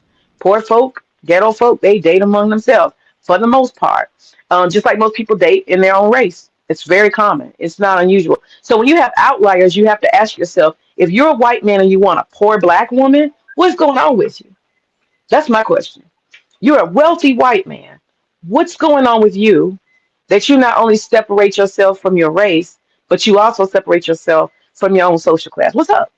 Why are you doing that? You Well, need somebody you can manipulate, somebody you can abuse, somebody you can have a power dynamic, or what you trying to do? mm, well, I mean, there could be a lot of different reasons for that too, right? Because there's something that, especially amongst white people, you're gonna see that this is more common with white folks than it's gonna be with black folks just naturally when we're in America, right? And that's the old money dynamic. So all wealth ain't created equally. So one of these fucking .com millionaires or somebody that done built some fucking concrete construction company or some shit like that that's now all of a sudden worth 50 million or $100 million. That don't necessarily mean that you're gonna be accepted in that damn country club, with all them folks, because your money True, ain't old, you know. true, true, true. And that's what I think a lot of people don't look. I did a stream, what was it, a few months ago, because they were talking about the NBA players, right? And nowadays, you see a lot of them, with white women, dudes darker than me. You know what I'm saying, they be with white women and shit like that. And it's like they're like, oh well, as soon as they get rich, they want a white girl. I'm like, y'all don't understand. Like this is not what it used to be. You know what I'm saying? These kids don't grow up playing on the street goals and shit like that anymore. They go into prep school, AAU, all of that shit. And then in college. So a lot of times they're not even around black girls and black women. They are in high school with CEOs, daughters and shit. Right, right. Absolutely. So it'd be very few black girls that even go to those schools or whatever. So like, even though you might see a LeBron James with a Savannah James, who do you see Bronny with? Oh You yeah, see him yeah. like the Frozen, the chick on Frozen. Not because he just want white girls. That's all the kid grew up around. Yeah, yeah, and that's the thing. You're gonna Oh, pretty he's much go with rich. what's around you, what you have access to. Absolutely. He was born rich, and that's what I'm saying. So you see a lot of these, and especially a lot of these kids that are second generation athletes, and their kids then put them in, or their parents then put them in prep schools and all of that shit. Yeah, you're gonna see that. So it's not that a lot of them are like, oh, I just like white women. Gotta have some cream in the coffee. No, bro, that's all they know. That's all they know. So a lot of times that is the proximity. Just like you said, people gonna be just more so around their social classes. I tried to break, but a lot of people still have that surface level thinking. No, no, no. If I see it with white women, that means that's all they want is white women. It's like, bro, you got to understand. A lot of times, the only black women that are even gonna get access to those dudes, have to make it past the checkpoints. Like they got to get past security. Their water guns full of tequila and shit. Like that's what it's gonna be. It's gonna be the IG thoughts and the hoes. That's it. But as far as like who they grew up around, in the prep schools and the parties and all of that other shit, where tuition is fucking $25,000 a semester and shit just to go Hmm. to high school. Yeah, some of them boys that got to go on scholarship and shit like that. But how many girls are getting scholarships to them schools for the same thing? Absolutely, It's rare. absolutely. Okay, so let's say new rich. So what? So we got an exception for the new rich. They able to relate to somebody who may be from the social class they used to belong to, maybe. But then you have to think for yourself as a woman, for example, if I'm dating a dude who's new rich, what comes with that? I don't know why. Women we do have these fantasies. Not me, but a lot of women do. Somebody's wealthy and they're going to be giving us an abundance and they're going to do this and they're going to do that and they just want me to be a princess and just lay back and enjoy the ride. I would challenge women who think like that, fantasy like that. Yes, that includes the Shira Seven. I'm a fan, but that includes a lot of those delusional women that are over there. You got to think, what's the pay? What do you have to pay? Nothing's free. What is the pay for a newly rich man? There's power dynamics. For the first time in his life, maybe he got a little something, right? For the first time in his life, he actually realizes that money is power. And is that dynamic going to play out in your relationship? Are those power dynamics? You're the poor girl, depending on him, and he's got white male privilege too. How's that going to work out? I mean, I would ask you this. Okay, that's why I say water finds its own level. So if you're a person of substance, how the hell does somebody that's using power dynamic like sees power dynamics in a relationship? How the fuck do they even get access to you? And if they do get access to you, how the hell do they get past the first checkpoint? Like how the hell is there even a second date, let alone a marriage? You know, Well, I don't think people come out the box with the power dynamics necessarily. Even within the same social class, I don't think people necessarily come out with the power dynamics on day one. I think that particularly the fantasy that women have, it looks to me, I don't know, I could be wrong, but it looks to me like girlfriend thought she was going to get a free ride. She's going to have a fantasy life. She's already blogging it and all that type of stuff. So she has a narrative in her mind. I'm just beautiful enough that somebody wants me and they're going to wife me and they're going to take care of me. They're going to give me all my fantasies. I get to go to Zanzibar and ride zebras and shit. I get to eat, the $200 filet mignon. He has money endlessly. He's going to spend it all on me. Fuck all of y'all black people. Fuck all of y'all Negroes. I'm different now. That was her narrative, as far as I can tell. Okay. And so I'm sure he wined and dined her like most people do. They give you what do they call it? The new relationship energy. They give you all of that. He's happy. But then there's points where he's gonna say, who knows how they got there? She might want to go to Europe. He said, no, we're going to Africa. They start making all the decisions because they are the ones spending the money. At the end of the day, what they say goes, and what you want to do, you either come along. I think even Anton Daniel said that. You get what my program and get the fuck on. I think it turns into that eventually. It might be subtle at first, but if you want to keep going down that ride, and see, the thing is, she wanted to get that ring. So that's what they do. They do the white girl thing. Oh, sure, sweetie. Sure, sweetie. And you keep doing all that, sure, sweetie. And he's like, check mark, check mark, check mark. And he walking your ass down the path of complete control. like I say, I don't even have a problem with that, with people that have that attitude. I don't think there's anything wrong with it. You get with my program or you get the fuck on because you have an option. Hey, you can still get the fuck on.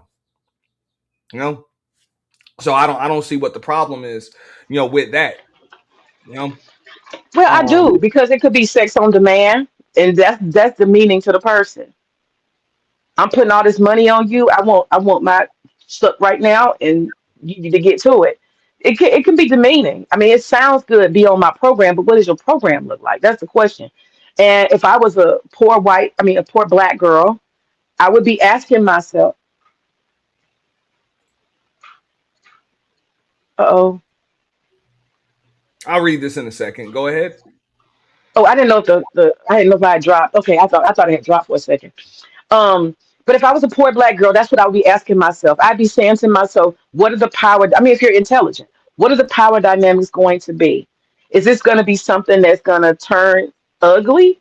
Or is this something that's going to be respectful? How could this end up putting me in a bad situation? I would have to ask myself that question. Don't you think?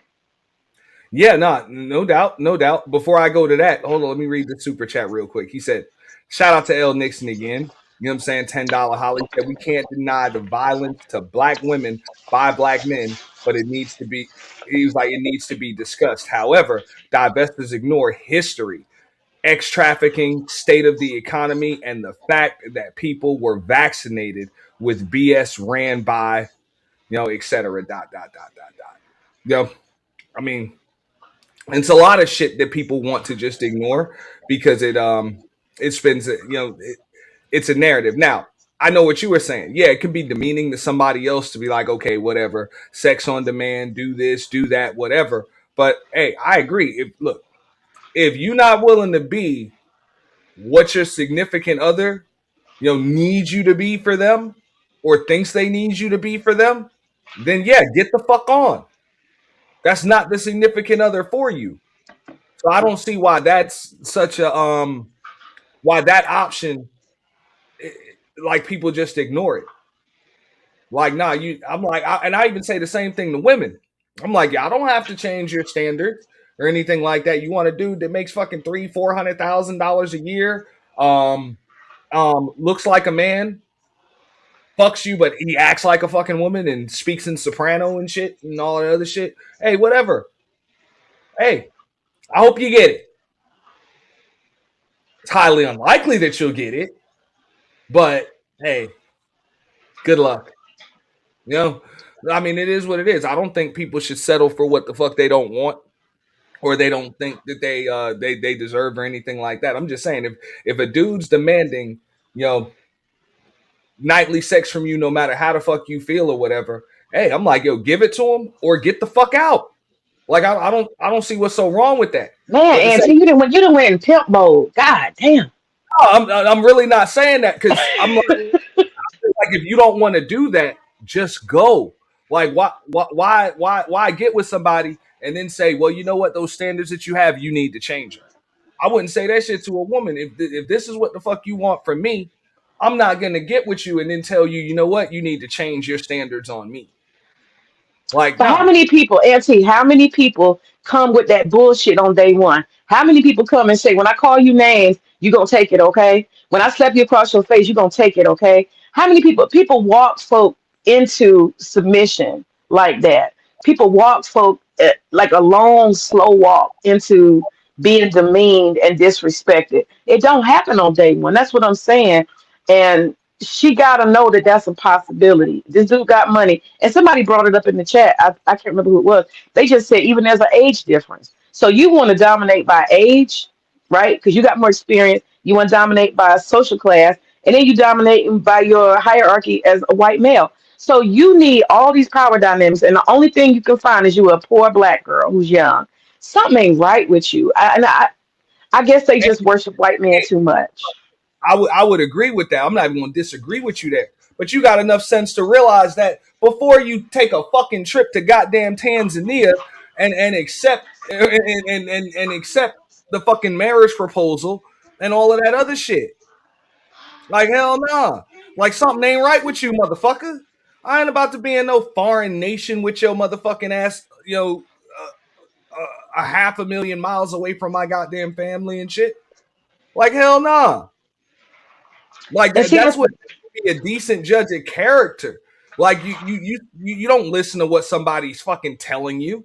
Like, you pay attention to who they are and then you decide whether or not you're going to believe them. I understand that much about people, and that's that people will lie. People yeah. will lie to get what the fuck they want. So, like, yeah, you're an asshole for lying to me, but I'm an idiot for believing a liar. And hey, Yeah, shit gets real later. Shit can get real later. People don't start out, Auntie, as assholes. They show you a little asshole, then more asshole, and then the thing is, if you stay, that's the thing. You keep walking past red flags. Don't be surprised when you stand in the field of them. Oh, somebody else is up here. Okay. yeah. Now, Black Man is Fair just came up. And we're Yeah. gonna get to Peace him and in a second. blessings. Peace and blessings. Yeah. Peace and blessings. Absolutely. And I've always said this from day one. I'm like, look, I get it. People do need to be accountable for the things that they do, the bad shit that they do. No doubt. But people also need to be accountable for being bad judges of character. So I know people don't like it when folks be like, look, you need to choose better. But yeah, if you're going to trust somebody that's untrustworthy, you got to take accountability for that. You know, and I more so had that conversation amongst dudes because I'm like, bro, I'm sick of y'all blaming women for the bad choices that you make. As far as women, whatever, y'all, hey, y'all do what the fuck y'all do. Y'all women, man, y'all, hey, whatever. I personally don't give a shit. But at the end of the day, women got to take accountability for that shit too. If I end up with the wrong person or a fucking liar, and like I said, if I believe a liar, I am a fucking fool. I am an idiot. I'm not supposed to believe a liar. I And agree. if I don't have the people skills and the character judgment to be able to spot a liar or at least allow a liar not to get away with lying to me more than once. Like, it's one thing, I can trust you enough, but after the second, third, fourth, fifth fucking time you done got away with like now now I'm just stupid. You know, like for real. And I don't think a lot of people don't want to be able to look in the mirror. You know what? I fucked up, and that's all I'm saying. Even when somebody fucks you over, that shit can happen. But that's what true accountability is just understanding what you did to allow yourself to even be in that situation, allow yourself to be taken advantage of. But here, I'm gonna go right to Black Man is Fair. Give us a little something, bro. Hey, peace and blessings, man. Thank you for having me as always. Man, I just agree with you, Ant. You know what I mean? Self accountability, being a good judge of character. You could leave at any time. You don't, like the situation. So, and then my question to May would be, when is a woman a grown woman? I mean, it seems like everything, she's always a victim, like when is a grown woman with freedom and it can make decisions and she can live with her decisions? Like, it seems like everything a man does is like he's grooming a woman and she doesn't know what's going on. And now that, it's like a man is always the bad guy and the woman is always this helpless angel and a victim. And so it's just like, and then, being an escort, that's not, when is that a favorable, occupation or something, moral, or that we hold in high standard? Like, Who's an you think escort? the type of the woman that was unalived in Africa. Wait a minute. Has that been verified? I mean, it hasn't. That's alleged, but just judging by her social media shit and shit like that. And I even said that this is just my opinion on it. Hey, he was out there, realized he wasn't the only motherfucking trick in the Rolodex. Oh shit! Oh, I see it, but also I think she also realized like she wasn't the only working girl in the Rolodex neither. And so I think two that's hoes.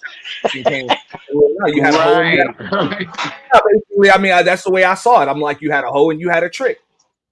And they were in a foreign nation when each one of them realized exactly who the fuck they were, exactly who the other one was. And both professions, both fields of, activity is full of mental illness and full of craziness and full of, it's not, that. So when you say a hoe and a trick, or two evil people, two evil spirits, trying to trick each other and do things, these people get together all the time. I believe a hoe fell for her trick and a trick fell for the hoe. That's explosive. I believe that's what happened, and that's where the whole domestic shit came into play. And next thing you know, somebody's unalived.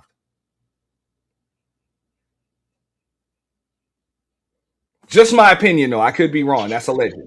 No, it sounds like that's what happened. Damn. So he just grabbed her by the neck and just choked the shit out of her. Damn. Well, I mean, Wow. it looks like it was made to look like a self-deletion and a hanging. You know what I'm saying? Like she hung herself. Yeah, I don't think any black folks ever hung themselves. They always say we hung ourselves. Yeah. Mm-hmm. Yeah. That's some cold. people That's say cold. some people say like a sacrifice or something to that degree. Yeah, black people. That's the last A thing lot. somebody black gonna do. They'll blow their brains out. They're not finna hang themselves. That's not, nobody wants to die by hanging. That's a code. If a white man did it, y'all walk away, leave it alone, don't prosecute. That's what that is. That's code. But um you were saying to me, when does a woman finally get grown? That's a great question. I don't see women as victims. I think we slick, and I think we're smart, and I think we constantly outsmart men all the time. We just do a good job of not looking like it, Um, I think that as women, we need to always look at power dynamics. And it's our mistake if we don't, you know, because that's just been the history of women. Women have always had to deal with power. And anytime a woman walks into anything with a man, she has to ask herself, what is this going to look like? What is my exit? Do I have an exit? What will, the longevity of this be? Can it be sustained? And if it can't be sustained, what do I have left after this? Always thinking with the possibility of the end in mind. That's required for women to survive in this world. Because starting over at what, fucking 50 or 40 or something, it's not easy. So women have to be careful. So I would say women, as soon as you start dating, you grown. You absolutely grown. And you do have to be careful what you're doing. So women are grown, no doubt. I don't think women are children. All right, All right. I like That's that it. part. But at the Yeah, same fair time, enough. I would also say this: like, look, starting over at 50, just like May said, and this is always the excuse that a lot of people have, especially in these spaces on the internet. But I even got this in conversations in real life too, that it's not easy. So life is not easy. It's simple, but it's not easy. So what? What the fuck worth having is easy. Not making no excuses. If We you're got to gonna go figure it out. like, the easy way out all of the fucking time, chances are you'll get the easy results. You know, and when it comes to winning and losing, losing is easy. Winning takes Okay. work. Winning takes work, sacrifice, preparation, perfect practice, all of those things. Like it's the little things that you do when nobody's watching. And this equates to whether or not you're talking about, sports, whether it's just like your working habits, whether it's finances or it's relationships, that shit, whatever it is, it all of these things come into play when you're talking about truly being successful. True success in anything is not easy. But what if you invest your so-called success into the man? I'm not that type of woman, but what if you are? And that's what I'm talking about. That shit is not easy. You can't be light about that, Auntie. You can't be light about that. His success is his education. But she thought his education was her success. Now he's out the picture. She has no education. She has no money. That mansion, them houses, that all that stuff, the businesses, all the success, the friends, the social network, all of that, the cars and this and that, the money is his. And when you align yourself to a man because of his success, while you have none, you damn right. You starting from zero. Do you understand what starting from zero is, Auntie? Yeah, I do. I've had to start from zero on more than one occasion, actually on two occasions. So I know. Yeah. And having it and then having it, losing it, and then having to start from zero is tougher than never having it at all. 100. But hey, just like I said, winning is hard. Losing is easy. So I know it's not easy. You know, if it were easy, everybody would do it. Everybody would be successful. Everybody would have that storybook ending. But everybody doesn't. More people got more people get shit than end up with sugar in life. That's life. That's the way it is. So, and some people are going to get lucky, and it'll seem like they had like little to no adversity. Other people are going to have to work a little bit harder, and other people are just going to be fucking unlucky. Like you can do everything right and just get fucked up results. It's understandable, but you can kind of hedge that bet over time and kind of swing the odds in your favor by doing just the right things to swing things in your favor. Number Mm-hmm. one, if you're looking for a good person and you want to be attracted to a good person, I'm like, the first thing you got to do is be a good person your goddamn self. That's the easiest way to be able to spot somebody's bullshit because you'll just realize that they're nothing like you, regardless of what the fuck they're saying. You know what I'm saying? That because they can say whatever, but Right, but people who chase the money, they don't care about character that much, in my opinion. I agree. And shout out to L Nixon with the $5 ball. He said, "Tell May she's not allowed to have too much sense. That's not tolerated." Uh oh. Yeah, Uh oh. not tolerated. Yeah, too much sense. Your sense will fuck up an argument in these spaces. So be careful. Perfectly good argument. You know? I do have a question for what's his name? Who? Black. Black Yeah, Black Manosphere. hair. Oh, Manosphere. Manosphere. Okay. Um, can you elaborate more when you said that it seems like women don't want to grow up or don't want to be considered grown or always victims? I'm curious, what situations are you speaking on? I'm saying I'm listening to the things that you saying, and it's like, sexually, if he's like grooming her, like saying certain things to her and like getting her to be this other person now, or just like things that men do or can suggest, or and women go along with it, but it's like she's never being responsible for herself and her own decisions. And it's like everything is happening to her and it's the man's fault, especially if it goes wrong, obviously.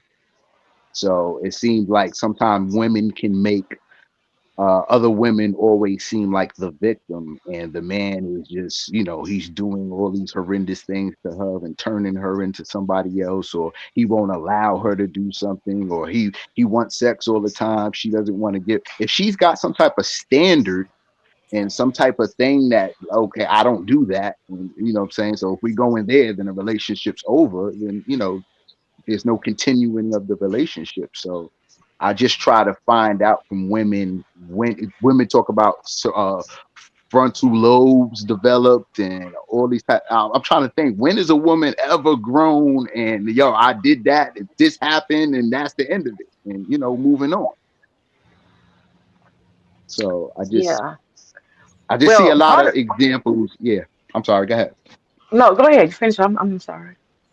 Yeah, no, I'll just say I see a lot of examples of women always making a woman out to be a little girl, a child. And you just said earlier, like, no, you see, once a woman is grown, she's grown, she starts having sex, she's out there, she's doing the thing, she's grown.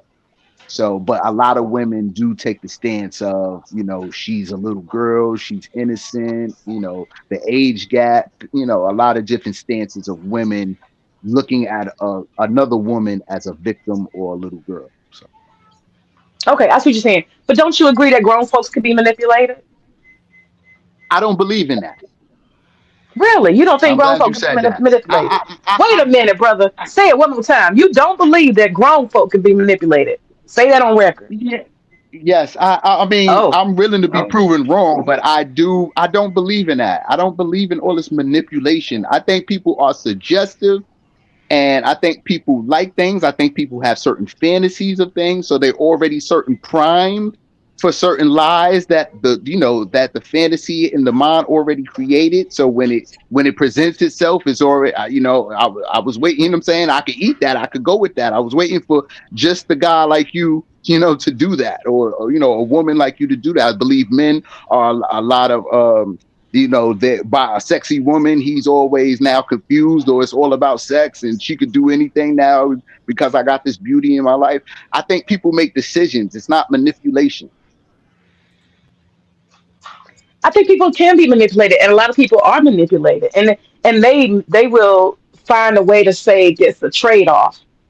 Well, I'm tricking on her because like it's a decision, but there's manipulation behind it because that person knows the moment I pull away my beauty or my sex or my attention, you're gonna fold. You're gonna do exactly what I want, and you know it, and I know it. But we both agree to this. This is a trade off. And those are so what I agree with you that we sometimes do need to be careful and not make it like women are little girls, right? We don't need to make it like a woman is always the victim. There was an honest trade-off. We can say that. We know that when we sign up for somebody who's uber rich and we are so opposite than them, we're trading off something. I think I said that at the beginning. You know there's a trade-off. And I was wondering why that girl didn't try to say to herself, well, why do he want me? He doubled my age or close or whatever, and he's rich and he is outside of his race. We have nothing in common. What is this about? There's a trade off here. Now, what is it? What am I trading off for this? I'm going to get this, and then what is he going to get? Full power, control. Now that I realize she a hoe, everything changed my mind a little bit. That changed everything. No, but hey, look, when I would say this, when you said like the whole manipulative thing, I do believe that people can be manipulated. But at the same time, I believe that the easiest people to manipulate or the most likely to be manipulated are manipulative people themselves. Just like I said, scammers, grifters, predators, they usually go after a certain personality type. And those that are most susceptible to scams and grifts and shit are like the greedy, the selfish, the lazy. The people that get scammed out of their money and shit are usually people trying to get rich real quick. Yeah, true. Real shit. and then they get got by somebody who just gets them for their bread. Those be the people that fall for the MLM schemes and the Ponzi schemes and shit like that. People trying to come up like that, and the same thing goes with manipulative people, or manipulate people that say that they were manipulated or whatever. So just like you said, why wouldn't she notice the trade off? Why does he want me? Well, she thought she was coming up on him. That's what I'm saying. She's so focused on what the fuck she can get that she ain't paying attention to what the hell he's trying to get from her. Like, that's what I'm saying. A lot of people be thinking that there was a situation that happened in these spaces. I'm not going to say any names because I could get a little messy, but I said this a while ago. There was some shit with a dude and a woman on here, and then I guess they found out that she was paying him. She was paying him, and then he ended up bouncing on her, airing her the fuck out, ending up with some other chick, right? And everybody's like, damn, he took advantage of her. I'm like, yeah, but that's the only reason why he was able to do that, because she was trying to take advantage of his ass. And a lot of people didn't understand that. They're like, how is she trying to take advantage of him? I was like, you really think motherfuckers doing that shit out of the kindness of their goddamn heart? Fuck out of here. You tried to use your money and your time, and that dude's what was perceived as desperation to keep a dude under your motherfucker, to literally keep a dude under your armpit. And then that's manipulation in itself. Yeah. And look at Cassie though. Look at Cassie. I'm gonna say this right here. In that case, this is supposed to be a woman that got all this shit going for her. You got the education, you got money and good looks and all of this shit. Hey, why wouldn't you go with a dude that got his shit together? I'll tell you why. Because you would actually have to be a woman for that dude. And it's easier for you to get this motherfucking dude because all you gotta do is come out the pockets, pay a couple of fucking dollars, whatever.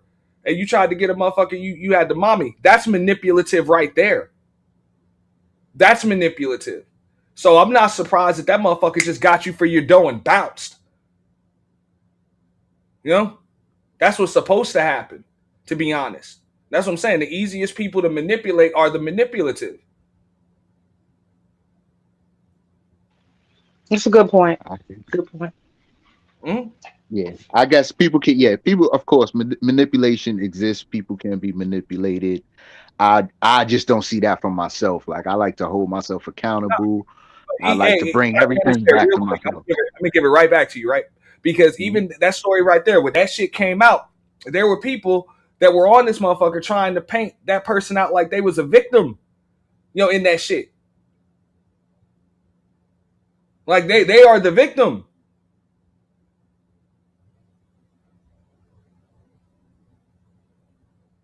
So to go to what you were saying earlier, nah, there were no victims in that shit. Just a couple of volunteers. It's just one person ended up winning. That's it. Man. It was a fucking war of manipulative motherfuckers, and one person came out above the other one. That's it.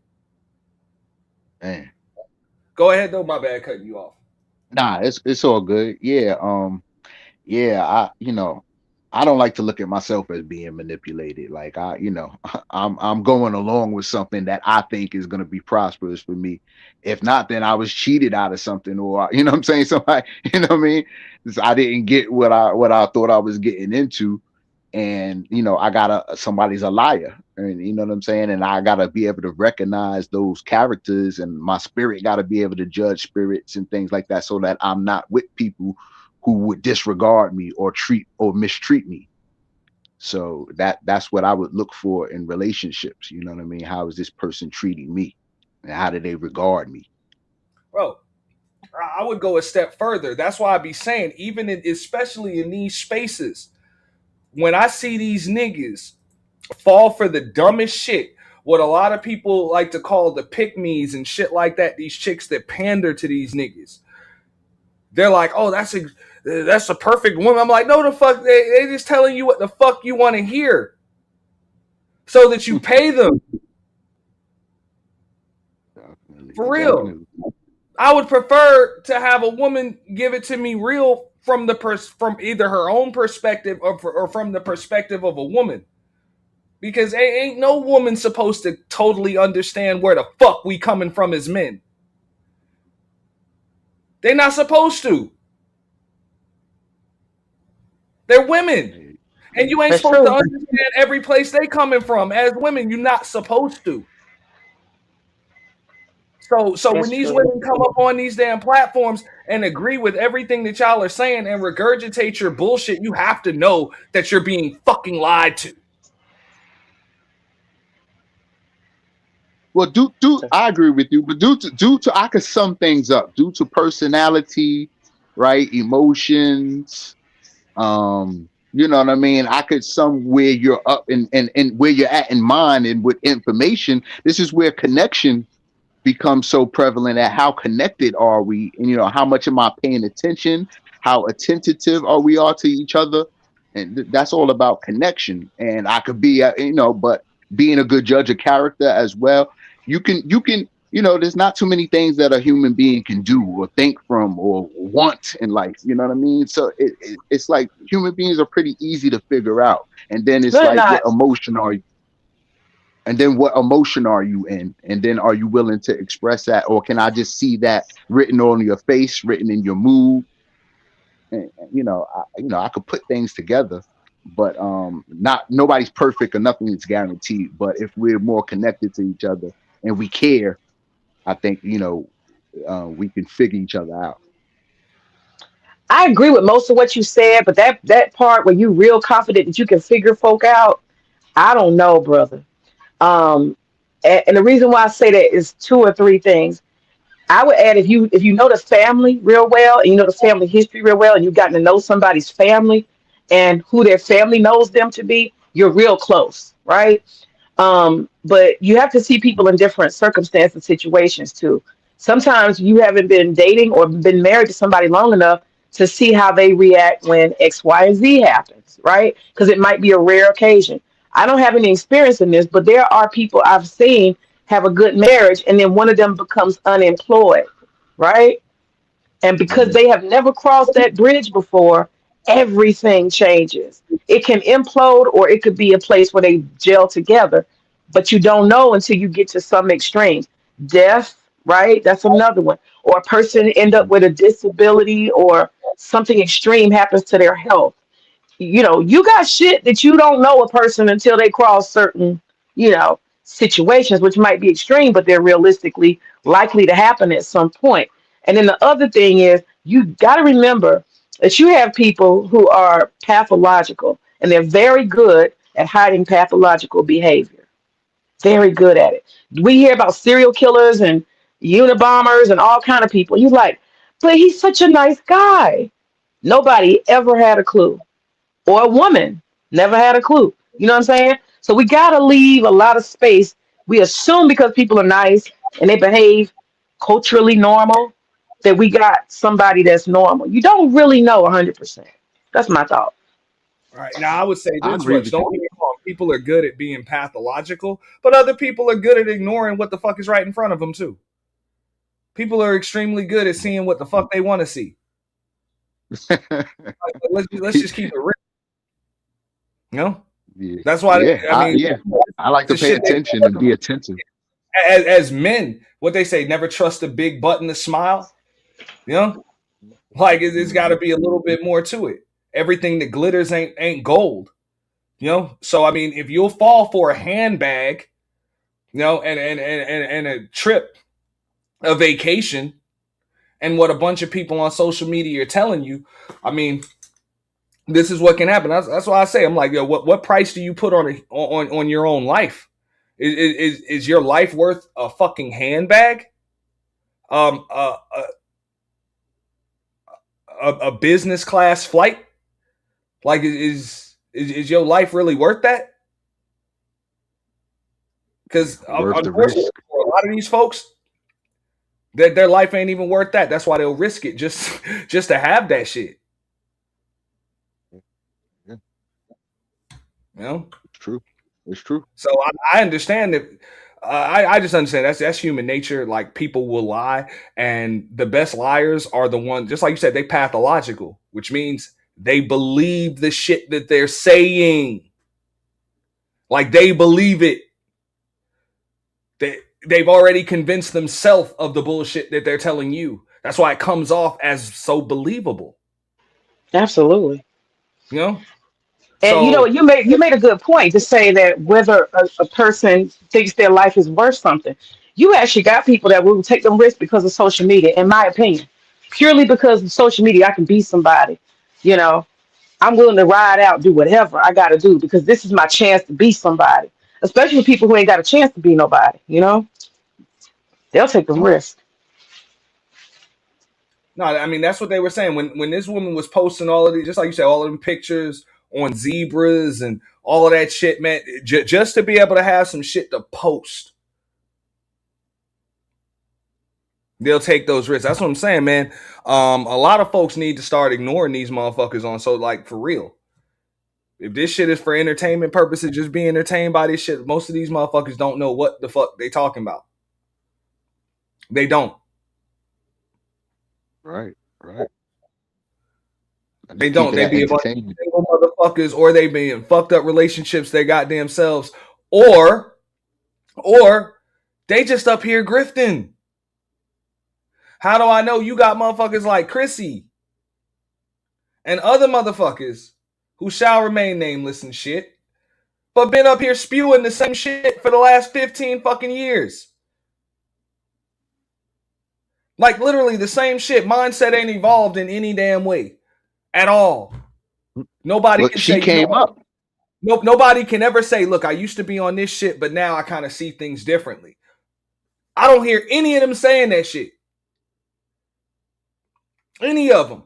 Any human being that's literally 15, like you telling me you 50 fucking years old, 47, 48 years old, and you've been on this bitch since you was 33. Okay? And your mindset has not changed at all. I mean, you can't tell me shit. Like, you can't tell me shit. You a stubborn motherfucker. Yeah, Because I can tell you shit like, hey, I might have saw things one way 2, 3, 4 years ago, and now I see them differently. That's just they'll try to say, oh well, you flip flopping. You no, I'm fucking evolving as a fucking human being. I did some research, did some homework. I see things from a different perspective. I just like, isn't that what human beings do? right. I think Yeah. she was trying to evolve into, and I think just like Sinji, when they start getting the money and they can move up in lifestyle and stuff, that's a talking point too, right? The soft lifestyle or having the money at a certain, you know what I'm saying? So now they made it to that level. So a lot of other things don't necessarily count. Like I believe both of them would have had to at some point in time have a baby and start to settle down to a family. And once that don't happen, only thing is to get the money and do what you do. So I think I'm like you gonna say, the over. progression, the Go ahead. I'm sorry. no, I was just gonna say the progression. You know what I'm saying? Like you're saying, you have to evolve, you have to grow into something, and to not take those growing steps is just like all you can do now is just get the money and try to remain an influencer. And shout out to L Nixon. He said being pro-black didn't pay enough, so they grifted. Facts. There you go. and they settled comfortably into some nice change and a nice change in lifestyle. So these algorithms are, they don't reward free forward thinking, and they damn sure don't they don't reward evolution of the brain, like for real. They don't. You got to be one way the whole way. That's the only way these that's primarily the only way these algorithms are going to reward you. With more viewers and pushing your content and all of that shit. Your content has to be exactly the way it was yesterday, exactly the way it was last year. Everything has to be the fucking same. If you're talking about something different than you were talking about last year, chances are you ain't getting no fucking traction. I want to speak on divestors. Um, I really, really dislike. I'm trying to use the nicest word I can, divestors. Um, I think they are some of the most hideous, ignorant ass black women on the fucking planet. And I think that they have a suicide mission, if I'm honest. I think they want to self destruct. They hate themselves so much that they walk themselves right into the population that hates them the most. And that's a fact. I saw a couple of things where this white dude was on, this one that this black chick was dating or call herself being with. They showed some posts where he was saying all kind of stuff about ghetto black women this, black women that. A lot of generalizations and stereotypes. Um, and I think he was being honest. I think he was being honest. And whatever he feels about black women, he definitely feels about black men and black people in general. And I don't think that's un, unusual.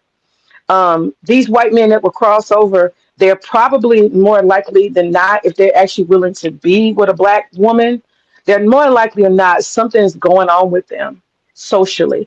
Because I think that most white men who have status and money, they're going to look for them the so-called prize, which is the white woman. That's what they've been trying to do since birth: preserve the race and be with a white woman. It's the most natural thing to do. So going outside of their race in and of itself is already strange and unusual. So I would say that a divester is somebody who really hates themselves.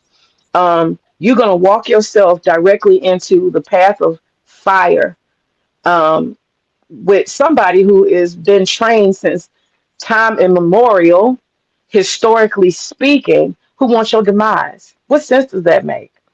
And I'm gonna be a little racist here, but they have a pattern. These men, these white males, particularly older white males, they are some of the most destructive people on the planet.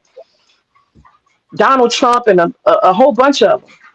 They like death. They celebrate death. They live for it, you know, and they have a history, historically speaking, of stealing, killing, and destroying. And why you think your little black ass is something special and an exception to the rule that they don't want to steal, kill, and destroy you, I don't understand what that's about. They historically don't have any white males don't have any history other than that, and you the opposite of them. They were born to destroy you. I'm just being real. It may sound extreme, but I'm just keeping it real. I would say this. Yeah, Look, I agree. if you got that type of, it's like this. Look, if I was, let's say I were dating a white woman or whatever, you know, and let's say we just sitting there or whatever, and somebody just asked her, like, if they could just read her thoughts, like, out loud, and they say, "Why are you with him?" And she says, "Well, because white men ain't shit.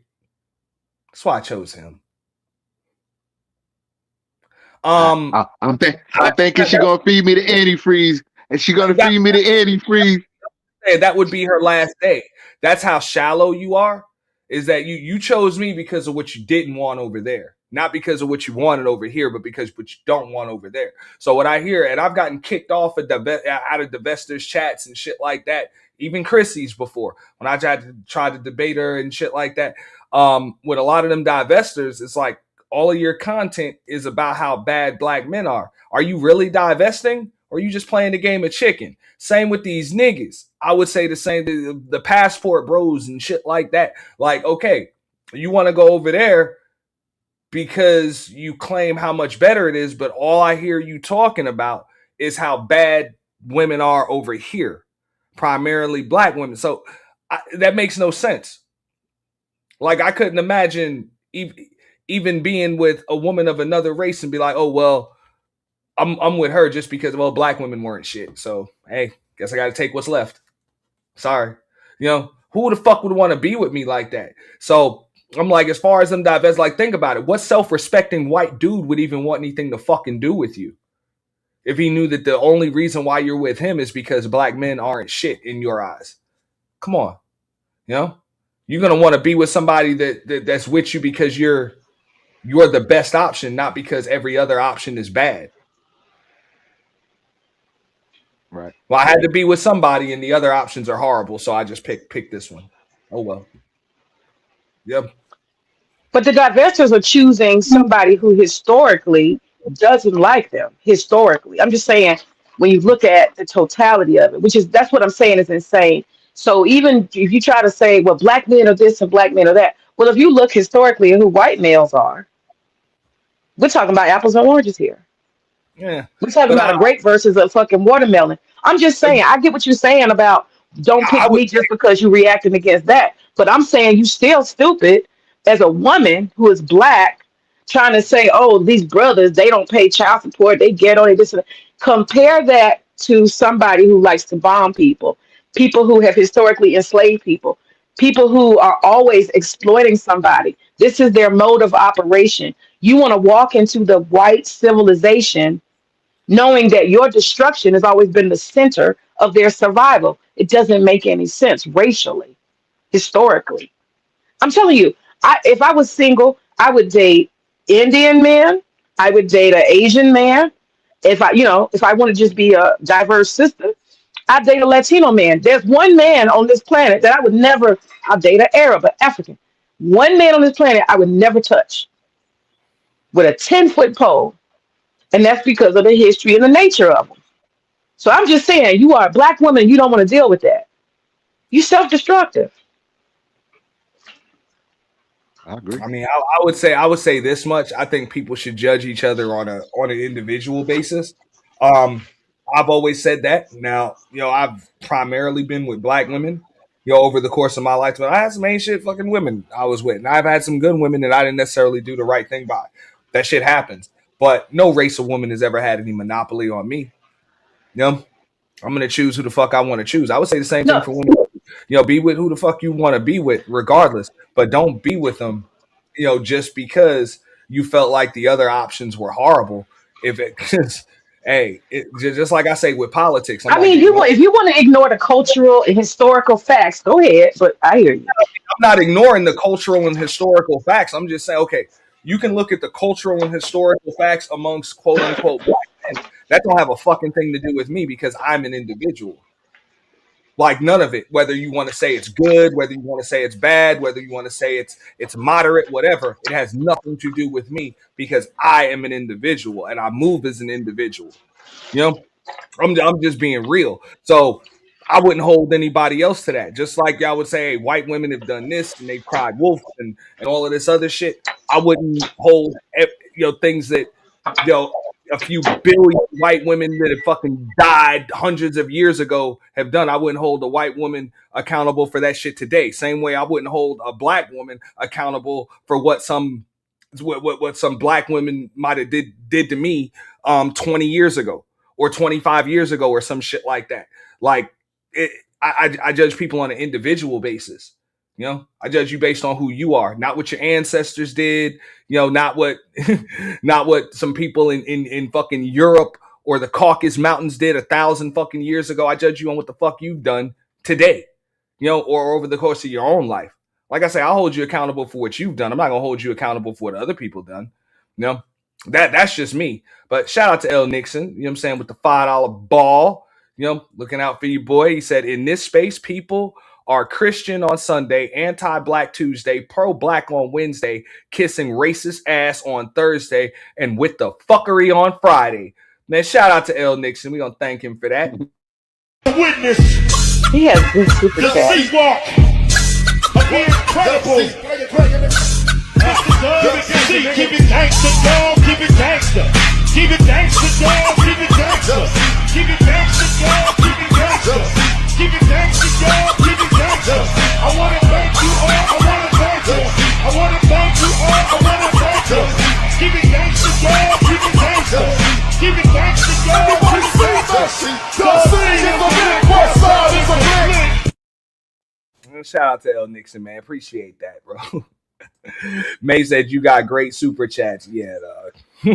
But no, that's what it is, man. People don't know. People don't know. I had that conversation when I was on Is. I mean, they tried to say, oh, well, be careful. Black women have been marching for y'all and doing this and that and everything else. And we're the ones. I'm like, look, again, you don't know. An entire race of people are not shouldn't have a monopoly on anything because you all move as individuals. I know too many black women to ignore the fact that you all ain't the same. You all don't think alike. You all don't act alike. You all don't move alike. Then on top of that shit, everybody has a right to change their mind. Like, we've all dated, we've been in relationships before. You ever like somebody and then you get to know them and then you don't?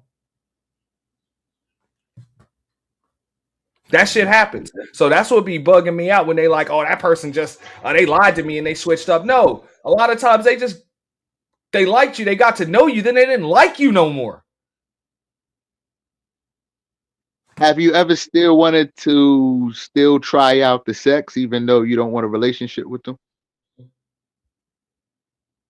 I plead the fifth. What a man question. What a man question. Plead the fifth. But I'm just saying, like, something, you know what I'm saying? A lot of times that's what it is, and I don't think that's gender specific either. That's men and women. Like, you get to know somebody and then you don't like them anymore. Like, that happens. Well, right. I don't like them as in wanting to be responsible for them, wanting to claim them, that type of stuff. So people assume, like, just because, you know what I'm saying, you get with somebody, you go on a couple of dates or you have a couple of conversations or whatever, and then all of a sudden the shit don't work out. Oh, that person switched up. It's like, nah, they either got to know you, or sometimes people just get like, a lot of times what happens is people get extremely comfortable because, when you like somebody, you get comfortable around them, and then your mask comes off. And then when they see the real you, they don't fucking like you. Yeah. That's why I think it should be something greater in mind that y'all want to do, or something mutual, a greater goal, like a family, a marriage, something that it takes both of y'all to do. You need each other to do this. So that's, Well, a lot of people don't understand that they're really not. Believe it or not, most people are not very likable. People are not likable, which means a lot of people aren't even lovable. Like, and a lot of folks don't want to admit that shit. Auntie, you gotta defend that. You gotta defend that. Say most people are not likable and lovable. Come on now. You gotta explain that. Damn. Are you black pill? Golly. Most people aren't. That's why I say, if you find the right person for you, and you're able to stay with them forever, man, consider yourself lucky. Like, consider yourself lucky. Because there really ain't supposed to be but so many. That's why I don't like these statistics and shit. When these motherfuckers come up and say, oh, well, 70% of women are not marriageable. What the fuck you worried about 70% of women for? You didn't grow, most of these motherfuckers, you ain't grow up in no polygamous society or none of that shit. You can only be with one woman at a fucking time anyway. So what the fuck you worried about 70% of 30 million motherfucking chicks? Or 100 million chicks or a billion fucking chicks? If you're lucky, you'll find one. Same with these women. Oh, well, the black men. The fuck, you don't know all the black men. You don't know them all. And if you did, most of them wouldn't even fuck with you. Let's keep it real.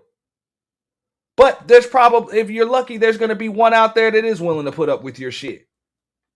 Flaws and all. No? Yeah.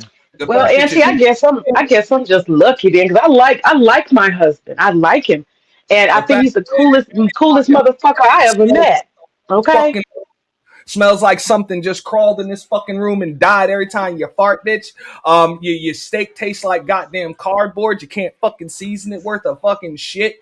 Every time you fucking talk, after the longer motherfucker let you talk, it sounds like nails on a chalkboard. Oh, One wow. out of a million motherfuckers might actually find that lovable about you. Wow. But most of us are going to be annoyed by you. I don't know what to say. I'm speechless. Wow. I also understand that shit about me. Like, most women aren't going to be able to put up with me but so fucking long. But so long. Yeah, you talking like that. I think I'd have 5 minutes, Auntie. Just 5 minutes. You kind of black pill. I'm an exceptional person. So I'm gonna, like, only an exceptional woman is for me. Like, that's it. If I were a typical nigga, then a typical chick would be perfect for me. But there's nothing typical about me. I understand that. So basically, in these spaces, you're dealing with a lot of typical motherfuckers. A lot of typical motherfuckers. And no, they're not likable, they're not lovable, and that's why their relationships don't fucking work. is because they get attracted to a lot of other typical motherfuckers that aren't likable or lovable. So what you think about this man, black man manosphere? What you think, in your opinion? I know Auntie, you know what I mean? I know her pretty well. I know the aspects he comes from and what he's been through. And I big him up, you know what I'm saying? He know who he is and he's solid in that. So Right, but do you find most women that you interact with, do you find them unlikable, unlovable, the ones that you interact with, if you're not married? I mean, no, I mean, I'll try. My outlook is I'm trying to find something to like and love.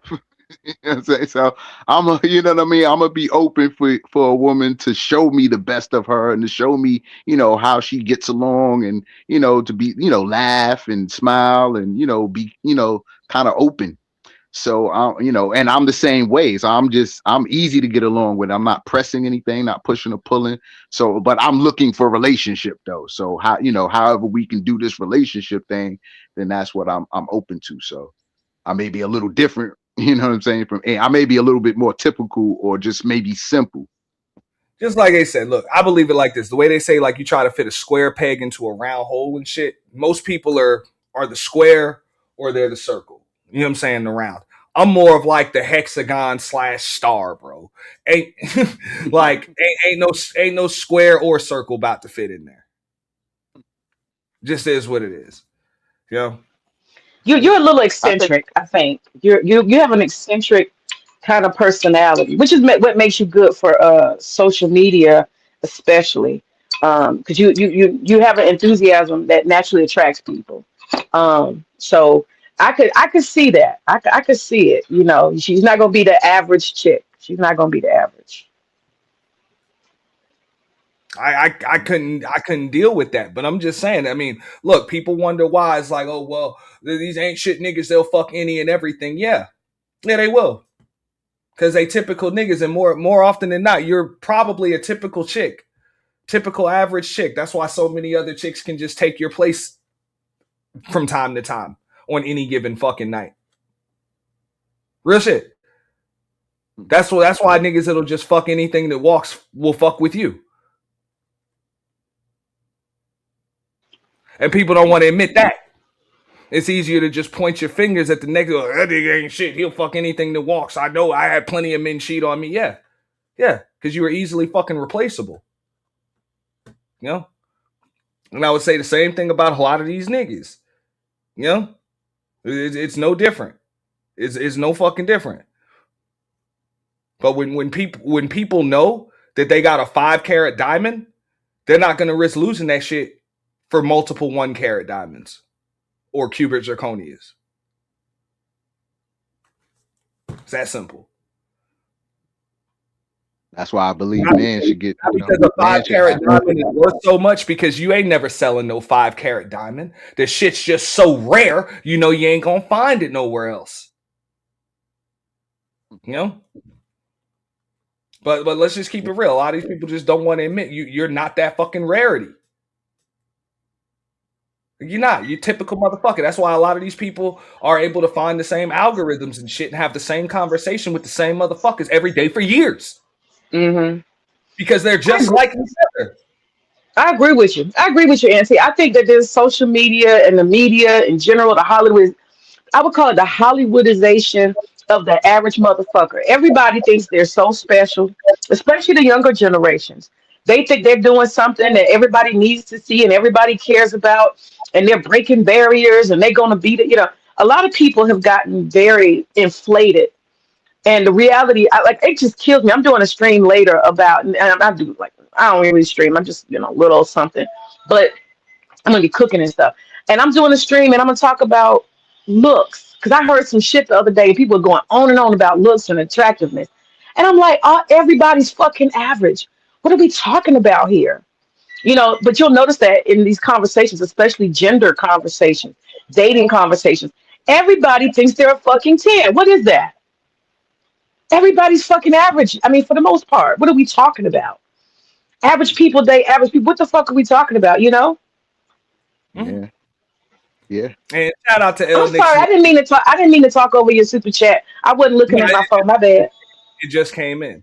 Now shout out to L Nixon, you know what I'm saying, who is now officially our show sponsor. Sherry Berry had looked out earlier, but L Nixon just overtook it. He said, hey, most people in relationships are cheating on you with past trauma and experiences. You're actually the side piece because they refuse to move on. And believe it or not, a lot of these people, especially the ones that you see in these spaces that claim to be in these healthy fucking relationships, the ones that claim that shit, they really just cheating on you with their fucking smartphone and their smart device and with these chat boxes and shit and these panels. Yeah. Fucking shame, isn't it? Fucking shame. And they don't want to admit that shit. For real. They take that shit personally when I tell them, hey man, go outside, touch grass, slap ass, clap ass, whatever fuck you got to do, but get the fuck off the internet. Go do something. Sitting up here, adding to the trauma bonding cult and shit. That shit's not. It's not gonna get you nowhere. You know. And oh well, it's the men. Oh, but it's the women. Oh, but it's the men. Oh, but it's the women. No, bitch, it's you. Like I couldn't put that on an entire gender or an entire demographic or anything. Now I'm like, that's y'all motherfuckers, man. For real. And I know a lot of people will be like, yeah, but look at all of the examples. Nah, y'all are just a bunch of motherfuckers that happen to be a lot alike. Yeah, I noticed that. I noticed, a lot of dysfunction, a lot of mental illness, a lot of people are crazy, a lot of people needing love, self-esteem. I can see it all. I come from the Black community, so I can see it clearly. Mm-hmm. So, I mean, it's just easier to point your fingers at and not y'all in particular, but it's easier for people to point their fingers at other people than it is to just be like, look, what about myself can I improve? You know? Can I be a little nicer? Can I be a little more understanding? Can I get my money up? Can I go in the gym? Can I drop a couple of pounds? Can I fucking, I don't know, get in a fucking tub and take a fucking shower? You know? Like real shit. You know? Right. Let's keep it real. You got motherfuckers on this bitch that probably can count on one hand the amount of goddamn baths they took in 2026.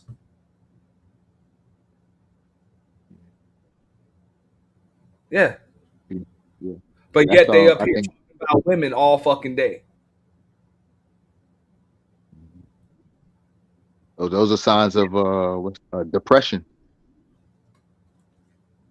Yeah, I said that too. I'm not alone in that. The people complaining all day, every day. Yeah, that's depression.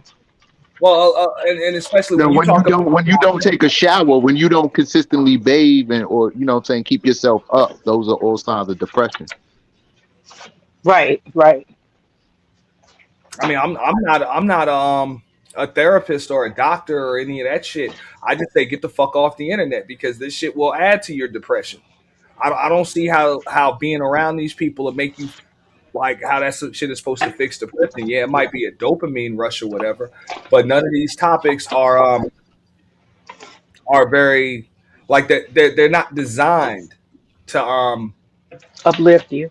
Yeah, to uplift you. Exactly. Empower, they're not designed for that. They're designed, even if you listen to what Chrissy is saying and what a lot of people are saying, they try to use this shit, this thing just to keep fueling their narrative about, how fucked up black men are toward black women. I'm like, bro, there's not a black man in sight for this. Like there's not there's no black man that has anything to do with this situation right here at all. Is it tragic? Absolutely, it's tragic. And like I said, my empathy goes out to her family and loved ones. I hope they get the closure that they're entitled to, that they deserve. And I hope justice goes to where it's supposed to go. But at the same time, I'm not going to use that shit to fuel any narrative other than everybody should be a better judge of character and don't judge a book by its cover. For real, everything that glitters ain't gold, man. Yeah. I wasn't laughing at them. I was just laughing at it. Just I was thinking that even if a black man is not in a woman's life, she can still be blaming a black man. You know what I'm saying? Black man is not nowhere around doing nothing positive or negative or anything, and he can still be the blame. Well, of course. I mean, that's the way it works. I mean, but as black men, we understand that shit too. Like, we done been the mud sill of society ever since society has existed. That's so we don't like what you expect that shit to just change tomorrow because you want it to. You expect to create some algorithm on the internet and that shit's gonna change. It's not gonna. You know what I'm saying? That's just the way it is. Most of us just understand that shit, and all you can do is you can live and move as an individual. You know, you can't really, perpetuate it. I mean, look, I've said it like this. I've had, I've had situations with that.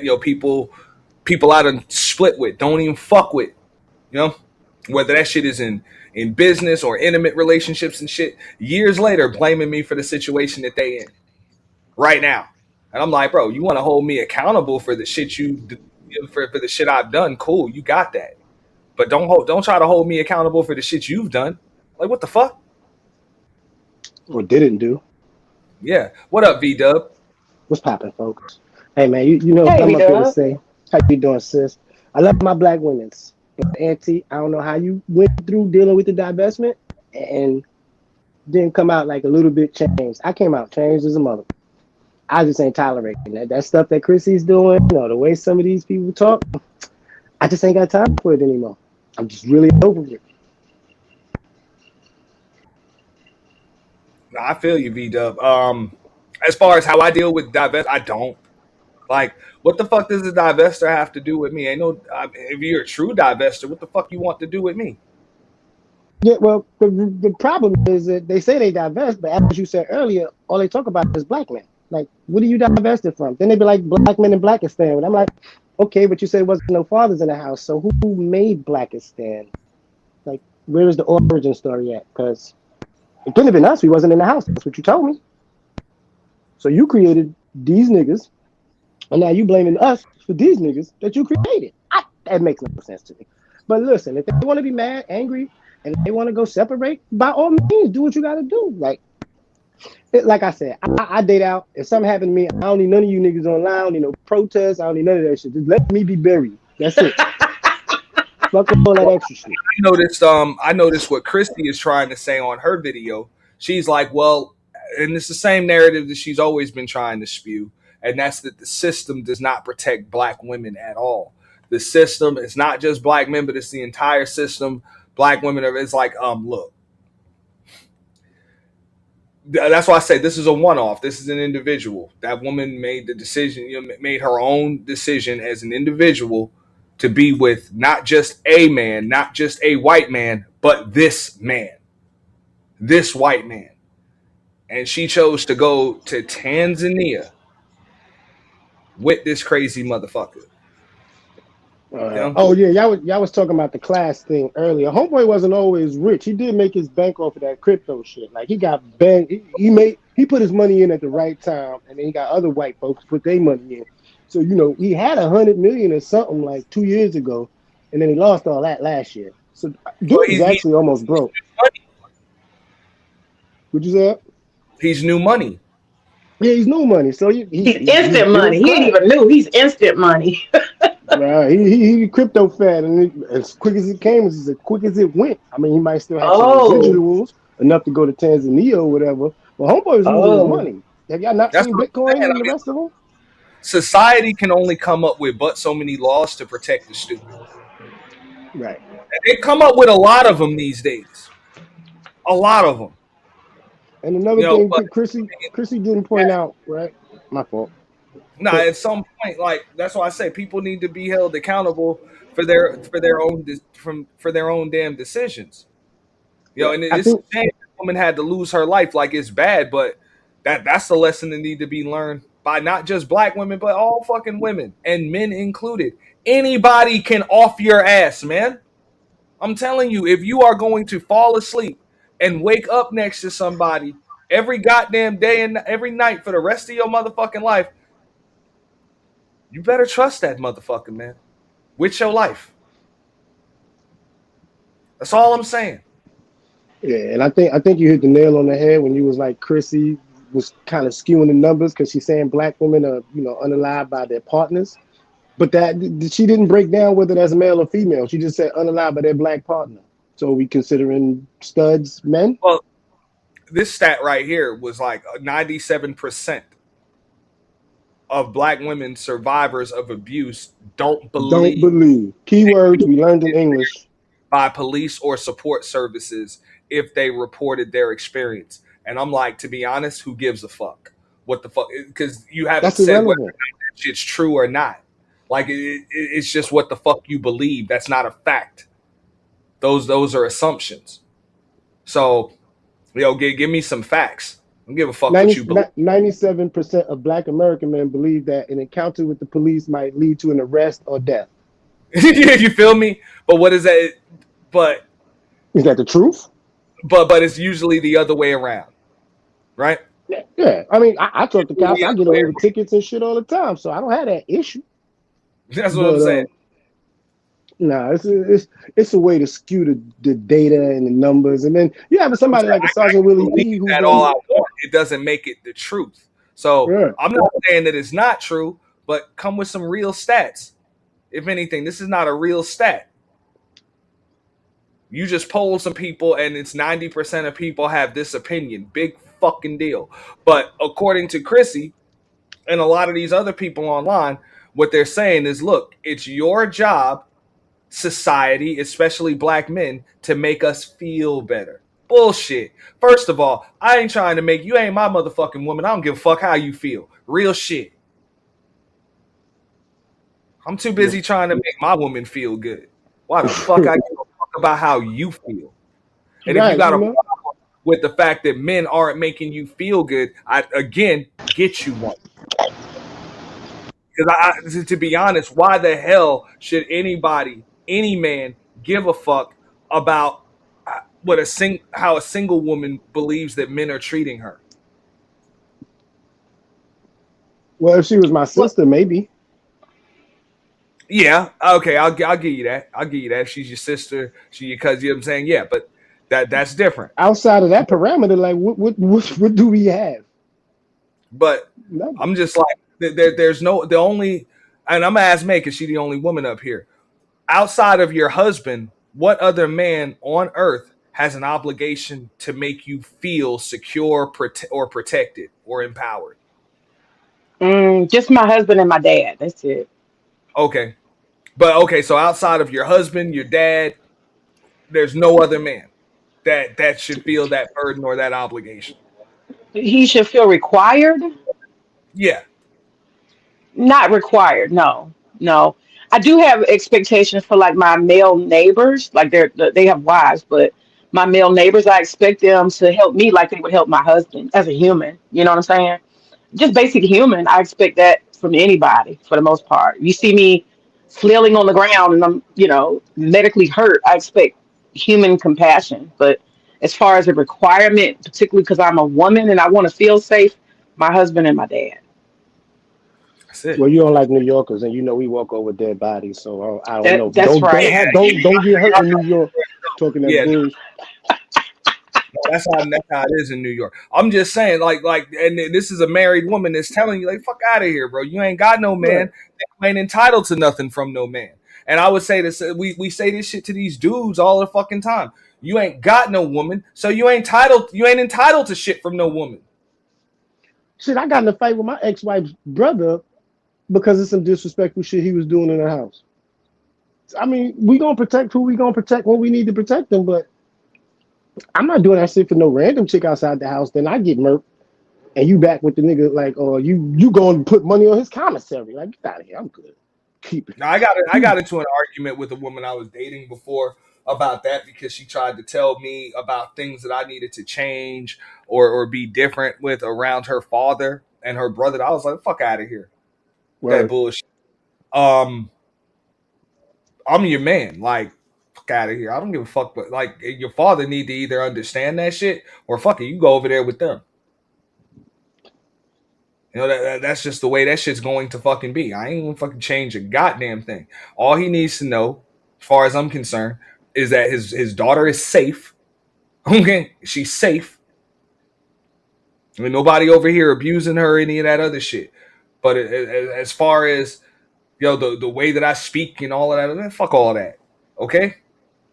If there's anything else, if you need your father's validation that much, I suggest you go with him. Word. But your father, your brother don't run a fucking thing over here. Nothing. And I'll tell them that.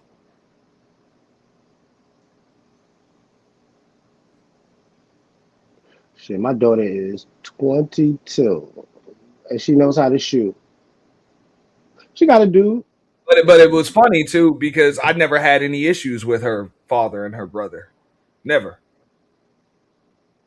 Well, real recognize real. So if you come in real, Pop's gonna be like, all right, I see this nigga. Basically, brother bro, might say the same thing. It was always fucking respectful, bro. It was always respectful. Yeah, see, my ex-wife's brother wasn't real. That was a bitch ass nigga. You know the bitch niggas you was talking about being raised earlier? You gave it a bitch nigga, he gonna whoop you like a bitch nigga. That was the nigga. So I had to get on his ass. You know, sometimes you gotta put hands on a nigga. Yo, calm down. She ain't under your protection no more. Calm down, you know? Some people ain't with it. Hold on. But hey, that's what I'm saying. So I mean, look, they try to make it seem like it's a strictly black woman issue or anything like that. If we want to go like if these numbers are like overwhelmingly as far as femicide and all of this other shit, domestic violence, whatever the fuck you want to call it, if they're just disproportionately affecting black women or whatever, there's got to be a reason for it. Yeah, the number one stat was in Africa. You didn't see the chart? Pull that chart back up. It was like Africa, all the way like 76%. America was like, yeah, it looked like America's war budget compared to everybody else. Africa seems to be an issue. How about that? May can help you. Somalis. I mean, Nigerians set women on fire. Even if the reasons for it, there are reasons for it. I mean, at the end of the day, in America, there really ain't no arranged marriages and arranged relationships like that. So that's what I mean. Like, you should really leave those stats where the fuck they are, especially when you're choosing your partner. Because if the only options that you have are risking your life and or your health, your physical well-being and shit, or being alone, why the fuck would you choose being alone every single fucking time? I love my solitude. That's all I'm saying. So, but I would tell you this much, and that's when I got to go back to what Princella said, on her video or whatever. A lot of these women, do want a bitch ass nigga. They want an effeminate fucking man. They want a woman in a man's body.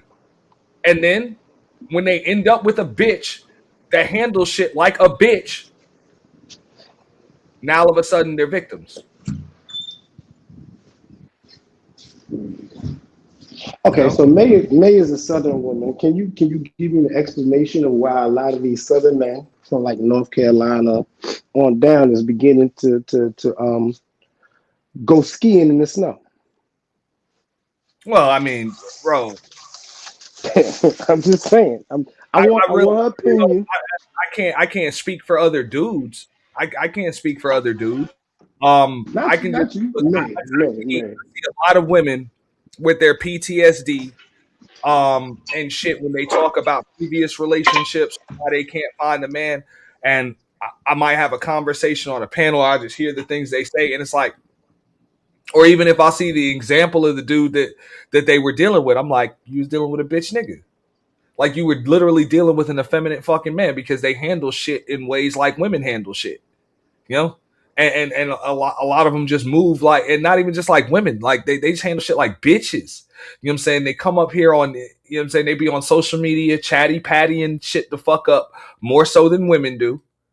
like more so than women do. They throw fucking temper tantrums and shit. They gossip and shit like that. They'll fucking argue and go back and forth with women, not even just on the internet. They'll go back and forth with your ass in the goddamn house.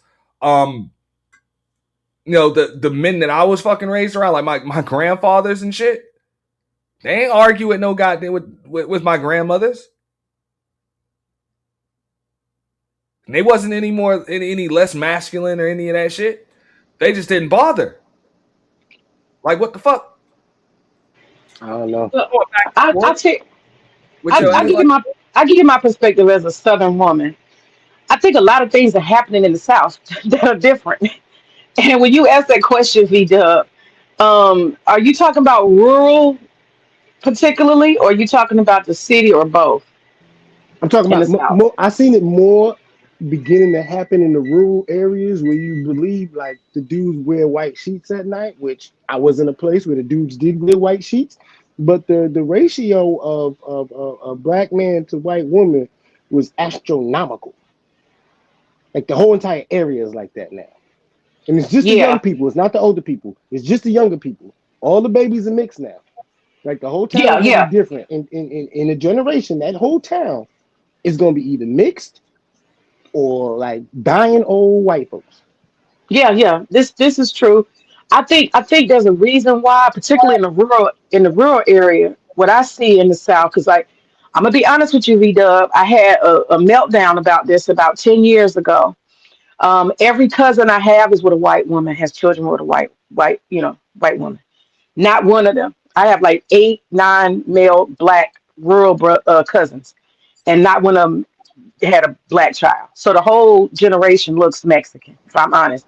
They look Mexican. They do not look clearly black. And I found it very disturbing. I couldn't understand that. But what I realized in the rural area is that the racial dynamics have changed. Like those white women, they like hip hop music, they like black culture, and their racist granddaddy is not going to talk them out of that. And I also think that white males have a tendency to be very what they are, and I think white women see them more clearly. I was talking Mm-hmm. about this earlier. I know Auntie believes that everybody's an individual, but there's a certain culture that white males have, and I think white women fear it. And I think that's what pushes them away. They see black men the way I see black men, which are compassionate and loving, and historically that's all they've ever been, historically speaking. Black men don't have a history of genocide, selling arms, bombing people. Black men don't do any of those destructive things. Um, and I think that white women want that for themselves. They want the partnership of men of color because they see that compassion, that love. They don't see these these demonic behaviors. I'll give you a perfect example. Jim Bob, who works in Kentucky at the chicken factory, he gets fired, and guess what he does? He gets in his car, his pickup truck, and he goes and he shoots Mima, and he shoots. You understand? Yeah, Brothers really don't do that. So it's the love and compassion that they are seeing, which is why we know society demonizes black men. There's a reason why white women are chasing black men. It's a reason. They're rejecting their own men for a reason. You and know, and it's that's a media. It's trend. media. That's a new trend on TikTok that I advise people to go look at. Even the Africans are talking about it, which is weird as hell. But yeah, we don't didn't wasn't it just a white dude who set that toilet paper factory on fire? $600 million or something in damages. They've been doing stuff like that, bombing shit and blowing up stuff and shooting everybody in the school and the church. They've been doing that. Ain't nothing new. It's just that nobody's allowed to talk about it because we got to be individuals, you know? I Yeah, mean, well, I would still consider it, an individual thing. But I mean, hey, I'm not gonna bullshit like it's not a pattern. Some of the most violent, cruel atrocities over the course of documented history have been committed by white folks. Well, white men and their fucking women. Like that's what it is. But keep in mind that's documented history. Um, you know, so even when you want to go back to things like slavery and shit like that, all races of people have either have both been enslaved and had slaves.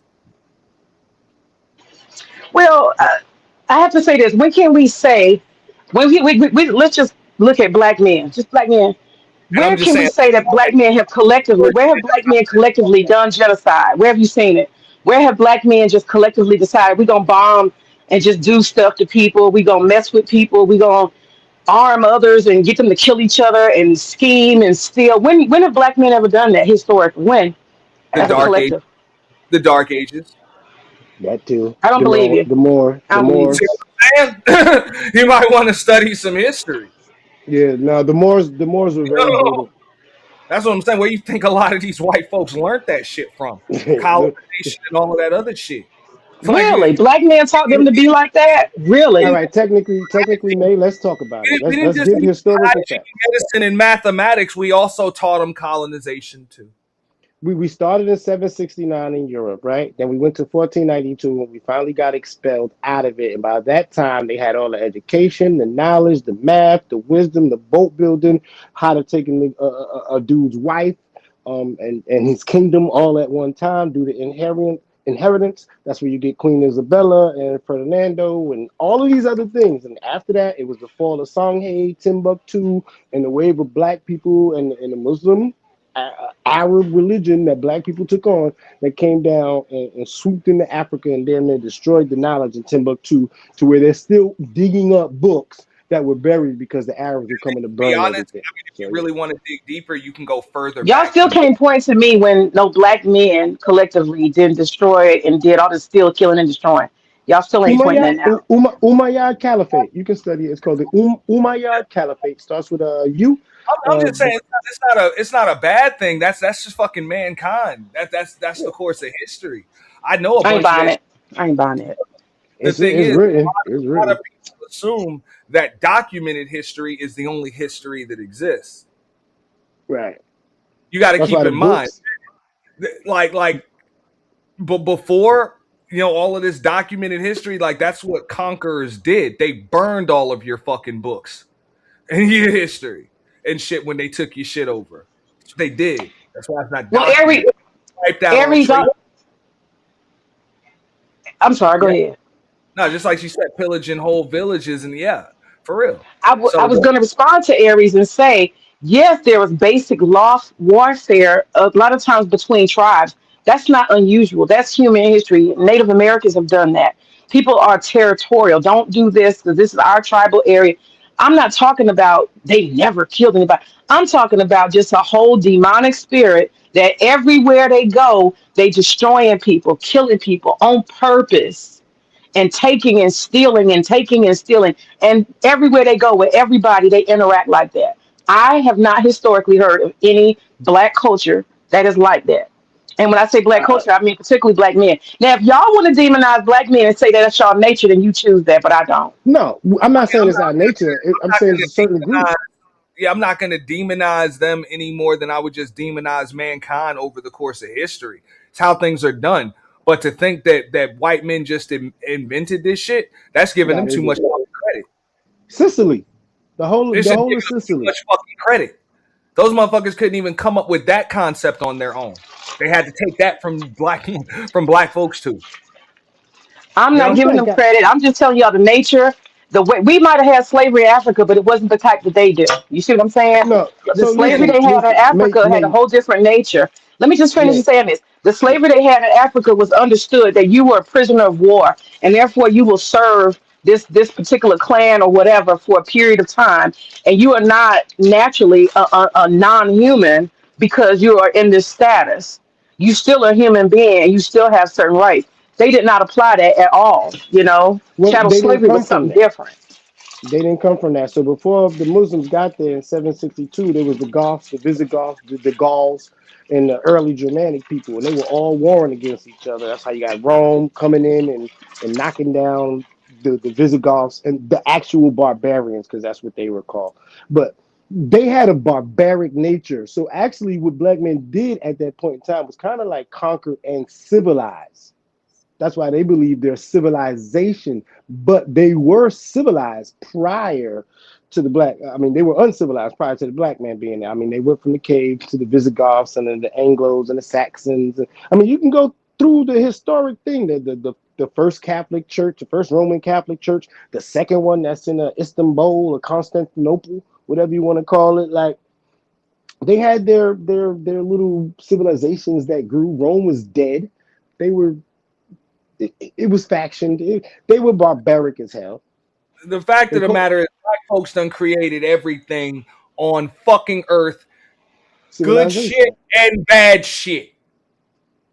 Sounds like God to me. All of it is a derivative of black folks. So we ain't gonna take credit for just the good shit, the good innovation. Nah, even the bad shit, everything that made human society what it is here from black folks. So you got to take the bad with the good. Okay. Well, Auntie, why don't we act like that still? Then why aren't we these highly destructive, demonic people? Why, if that came from us, why are we not acting like that now? A lot Because of it this is comes with a continued cost. behavior. With these white folks, it's continued behavior. It's not like just in the past. They still doing it. Well, they're No. doing that to maintain their status in modern day society. They're just holding on to it for dear life. But hey, one thing that even documented history has taught us is that all empires fall, and they see theirs crumbling right now. So they're doing everything they can to hold on to it. And let me give you another aspect. They have only had about 800 or so years of this power, and we might have had a couple thousand years of this power.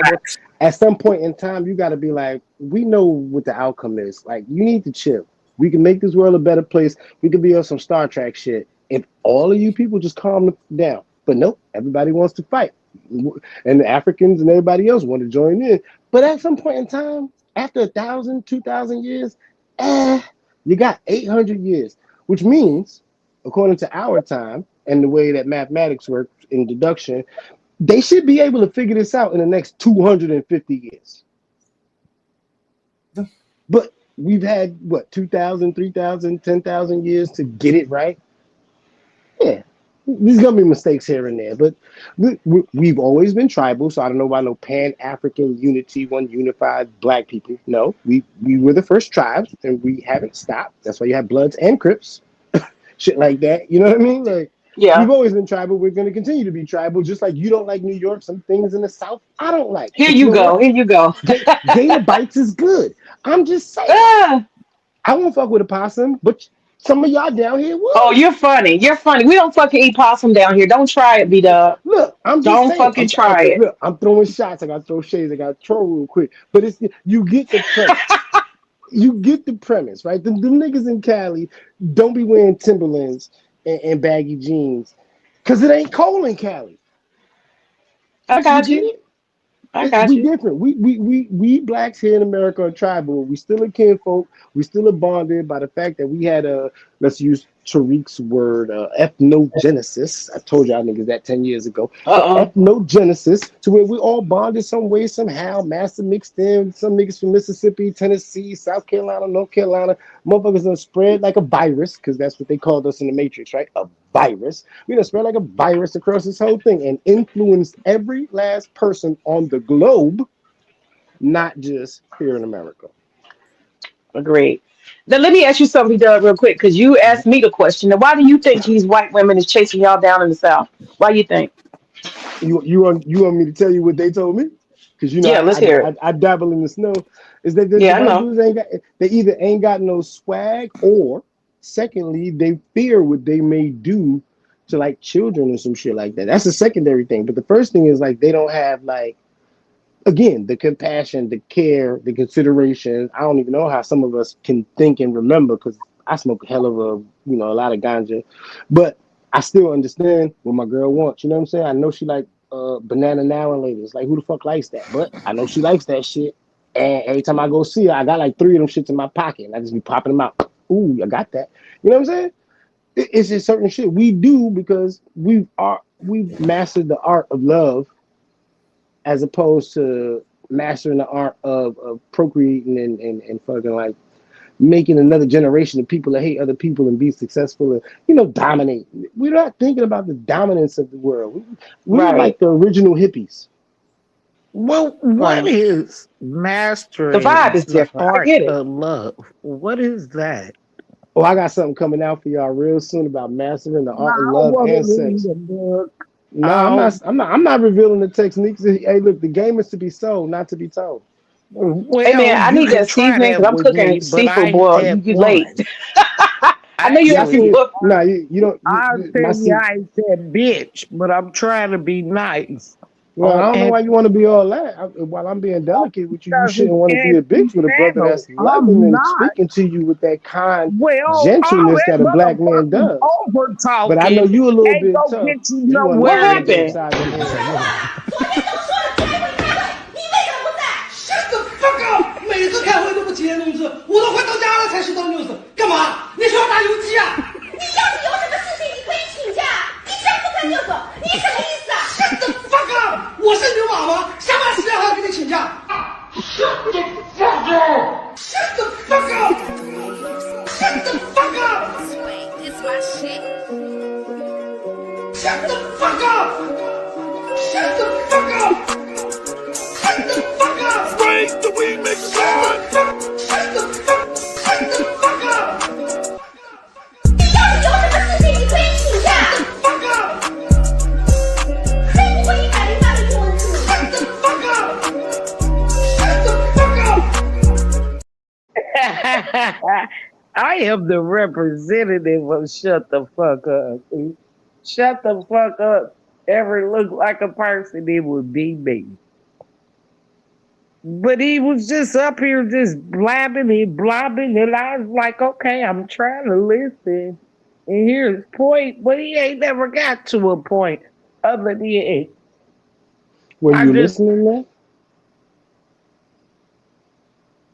and I'm full of shit. I ain't Oh, okay. finna do a motherfucking thing. What do you do? Are you married? I can be a laxative or enema. Which one you want? I like animals. Let's go. I ain't say nothing about no animals. I said I could be a laxative or an I enema. don't give a fuck about a laxative. No, because I'm about to talk my shit. That's what Yeah, I'm you asking. sound like it. You. Oh Lord, I'm You said, done am I talking. married? You said, am I Your married? booty hole, your booty hole. You talk about Whoa, lax. mama, what are you talking? I'm talking about my mouth. Oh, yeah, that's what you said, sir. I didn't say it to Yeah. you. I'm not talking about booty hole. Again, you're not Yeah, listening. what is the laxative?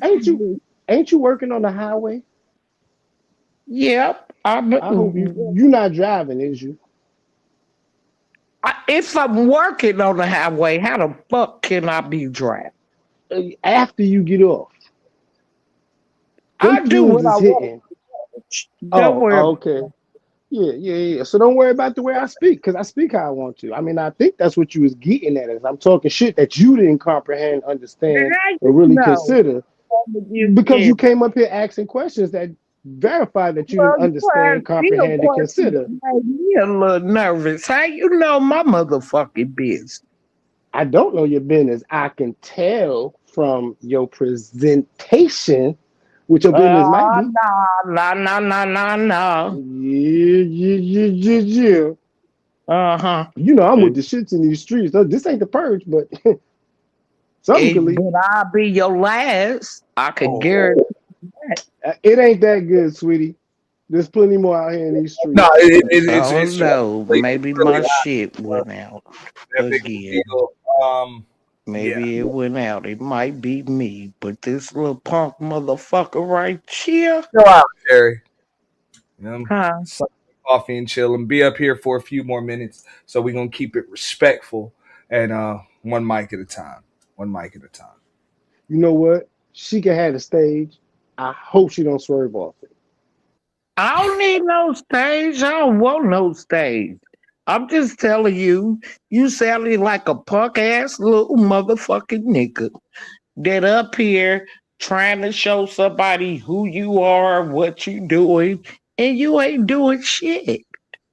You just okay. All right. I'll be good. I'll be good. But Thank you you. really May the says great combo, Auntie. We appreciate that. Thank you, May. You know, with the $10 super chat, $9.99. Appreciate y'all. Yeah. So now, as far as why white women are going toward black men and black women are going toward white men, like this is not something that's new. I think people just see this shit a little bit more since it's on people have social media now. That's it. But like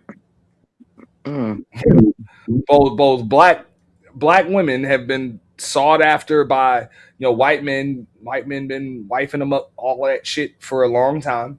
You go as far back as the mid 1900s and shit like that, after during the prohibition, after it and shit like that.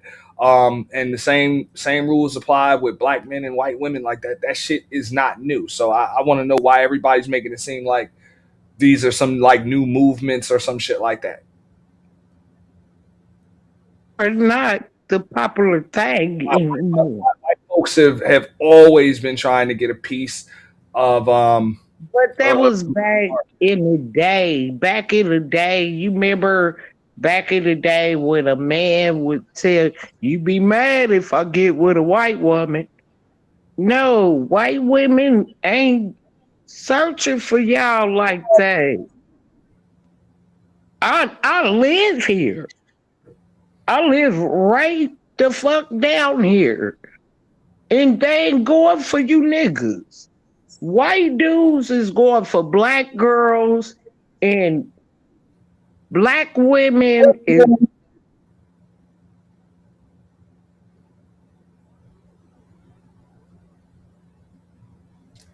I would respectfully disagree. Look, I've never had a problem. White women have been just as fucking aggressive when it comes to dating or approaching as any other race of women has been.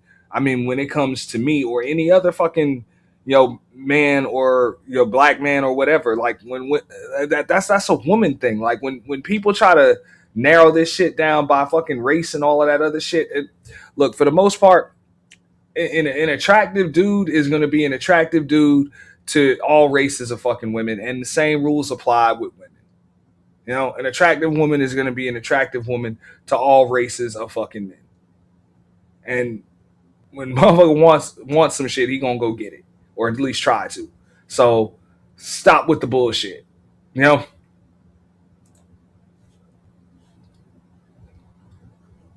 Facts. Thank you, Wacky. Both Caucasian males and females have been approaching so-called black males and females. Why do people want to make it seem like this isn't the case? Because it doesn't keep up with the same narrative that's been expressed.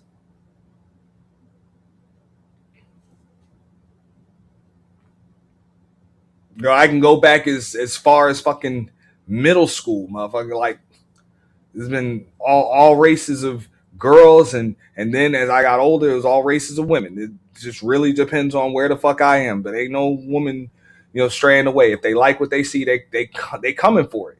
They don't give a fuck. So all of that whole divester movement and shit like that, and SYSBM and all that bullshit, man. Y'all making shit up. None of that shit is new. None of it's new.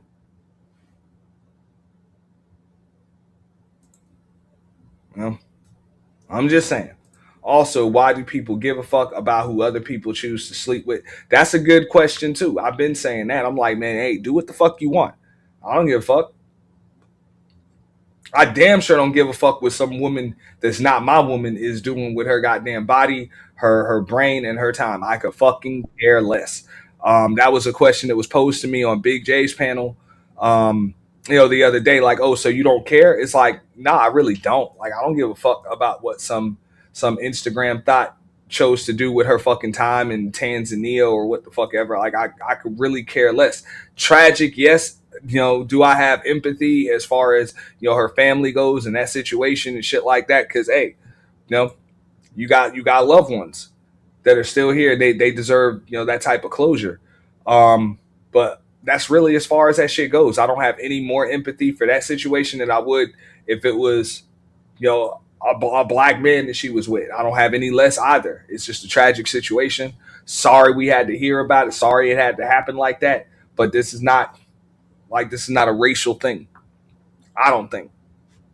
Auntie, can I hurry up and get this out before my phone go out? If black men keep putting down black women, and y'all are supposed to be the leaders, protectors, and all that stuff, but y'all constantly degrade everything we do, what other race of men is supposed to respect us? Okay, my phone might go out, but now I would say this as look, as a no race is respected as a race. Like, that's it. Like, respect is fucking earned. It's either going to be earned as a group, which means you got to be a cohesive unit anyway. So if we want respect as a group or as a demographic, we got to start moving as a group. And for the most part, black folks in America don't even move as a fucking group. I can tell you that. Just by the way motherfuckers move online. I don't move like a bunch of these niggas online. I really don't. Just like a politician. I'm sorry? You talking just like a politician. You skipped right over my question. What I'm saying is, other groups of men, like of culture, whether people believe it or not, black people have one of the strongest cultures in America there is. And I don't know why these children don't believe they have a strong culture. You have a culture. But if our men is constantly, let me put it like this. If Africa had a group of women just like us, do you think they would be drilling and doing all the stuff that them other folks do in that country? They actually have that all over Africa. Like, that's just what it is. Like, I mean, I'll show you right here. This is a stat that Chrissy pulled up. Rate of women deleted by partner or family member per 100,000 person population. Africa is twice as high as Americans.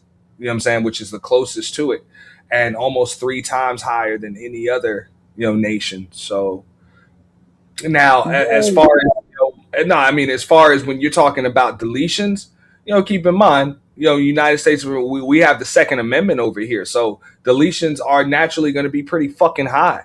When it comes to that, when people can legally own fucking firearms and all types of fucking. When people say Africa, they talk about Africa as if it's a country. Africa is a whole continent. No, everything on this chart is a continent. Oh, okay. I didn't see that part. I'm sorry. So I can't argue with you. I'm just saying Europe, Asia, Oceania, and the Americas. So that includes. Oh, okay. I see it. South America, Central America, Asia, Europe. They need to raise that. They need to change that, because Asian men can be very violent. I'm just saying. Yeah, but they also make them go through psychiatric evaluations before they can own a handgun. Over there. So, their Second Amendment is, they don't have the Second Amendment like we do in the United States of America, for example.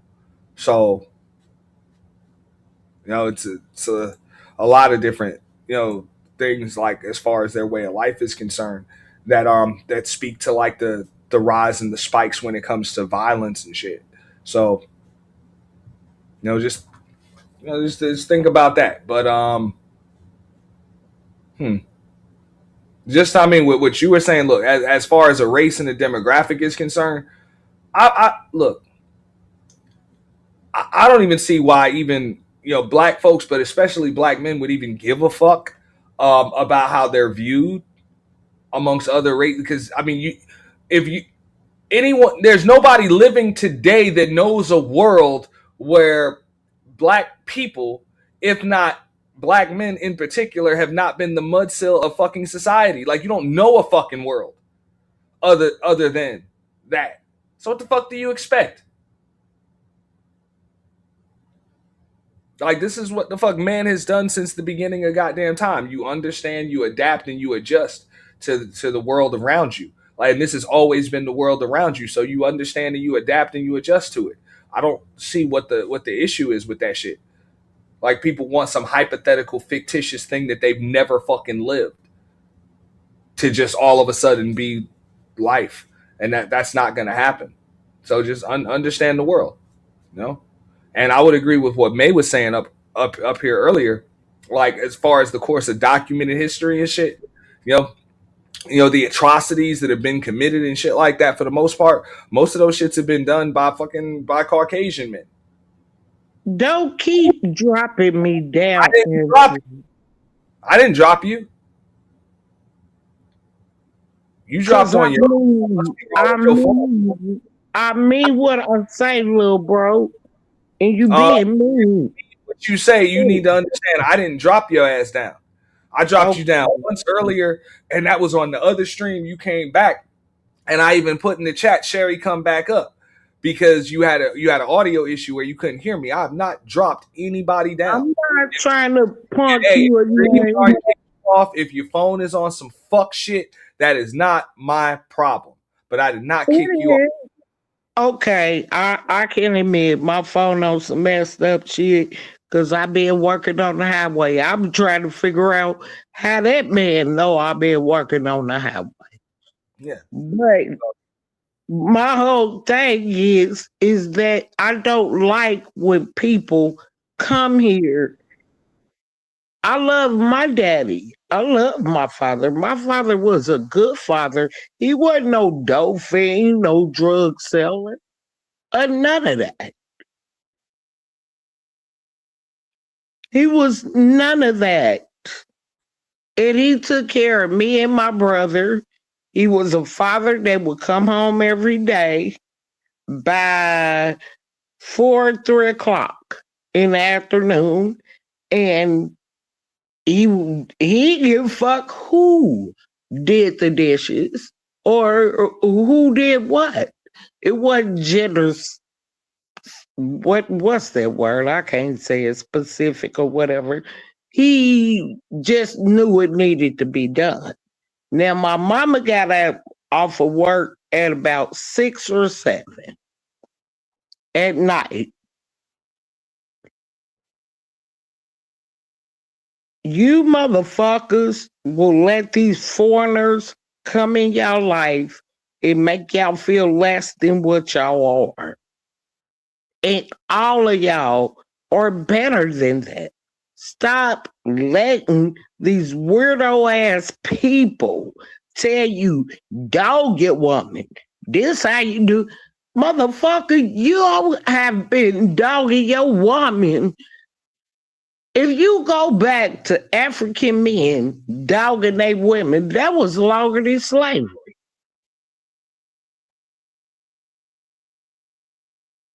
And them bitches come over here and act like they better than somebody.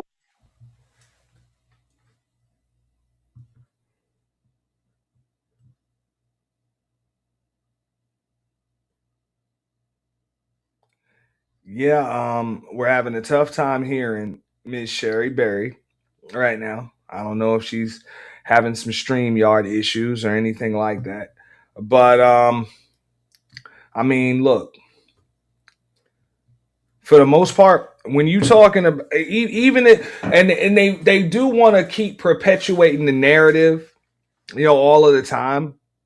And this is the conversation. Shout out to B Dub Boogie. I know Miss Queen Sunkiss was also on the panel with myself, Big J, Choco Kitty. So they're gonna try to perpetuate that narrative that black men as a whole, are just the biggest threat and shit like that. To women, and even Chrissy tried to debunk the whole proximity thing.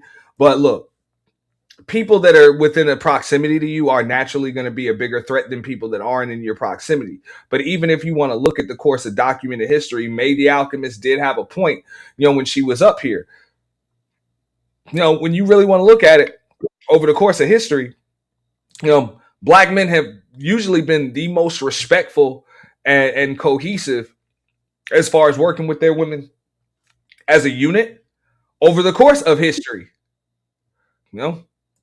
So yeah, man.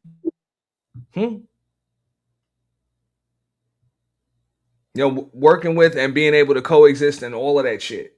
So right now there's been a divide. I mean, look, if all of these numbers have gone up and all of that shit, as far as domestic violence and what they call femicide and everything else, I told you what I can attribute it to. The rise of bitch niggas. That's it. Motherfuckers that lack emotional regulation, hypersexual ass niggas that are suffering from fucking childhood trauma. At the end of the day, men that were not raised with the presence of other fucking men. That's what it is. And that's a lot more prevalent, in your society, in your community. So you get the same results as you would get in any society when it's just fucking. It's just like usually women are going to fucking fight with each other. Like that's just kind of what it is. If you have spaces, and God damn it, Sherry, man, figure this shit out. Figure your shit out. Figure your shit out. You keep on dropping and coming back. What's going on, Sherry?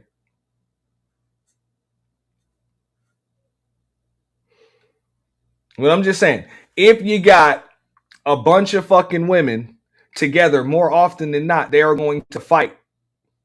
Like they're going to fucking fight. So now you got dudes acting like women. So that's why you see a lot more fighting. And for some reason, we're going to talk about this shit too. I got that topic coming up. Is the effeminization of men, not just black men, but is the effeminization of men a good thing for society, especially for women? Because I know a lot of people that watch my channel, they would probably be in agreement. They'd be like, no, absolutely for not. that shit. I am OSHA certified. Yeah, a lot of people that watch my channel, they would be like, no, absolutely not. But y'all would be amazed. A lot of these women that want to tone police you and tell you, you need to be a little bit more softer and you need to know how to talk to us and you dudes need to work on your emotional intelligence and shit. Like basically, hey, they think it's better that your ass is effeminized. And then when they get with an effeminized nigga that will go back and forth with them, just like he is one of the girls, then they want to point out that they're the least protected. You can't have it both ways. So just like Princella said, hey, do you want men or do you just want women in men's bodies?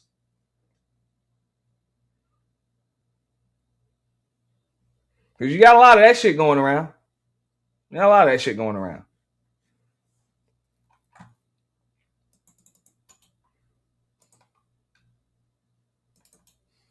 All right. I'm going to drop this link one more time. If not, I'm about to get up out of here, man. Sherry keep dropping herself down and coming back up and shit. But yeah, you got to decide that shit because that's what's going to happen. That's what's going to happen. And if you think the best alternative is just to get with white dudes or whatever, chances are it's not just because white dudes are inherently fucking crazy. Even if there may be some truth to that shit. Like I say, if you're a shallow person, you're a horrible judge of character, then you're just going to end up with a fucking nut job. You're gonna fall for shit. Like that just is what it is. You're gonna fall for shit. And next thing you know, your life is gonna be at risk. She said, I need to go on TT and see what P is saying about this story.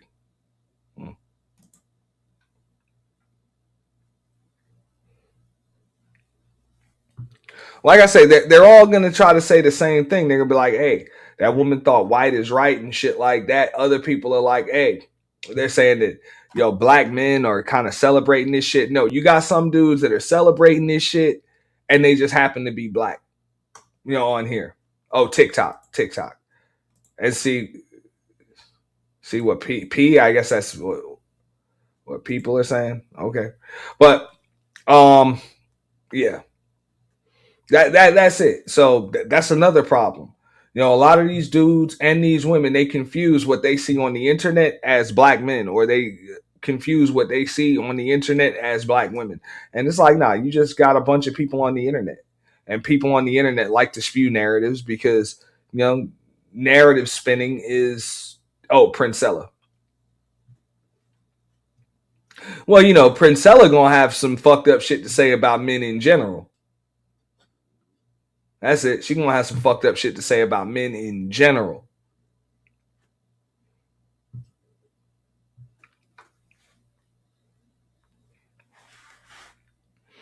I'm just like, look, the way I see it, this situation right here with this Ashlee Jenae chick, I'm just like, the most fucked up part about that shit is, oh boy, I believe he did it, and it looks like he tried to cover it up and make it look like a deletion.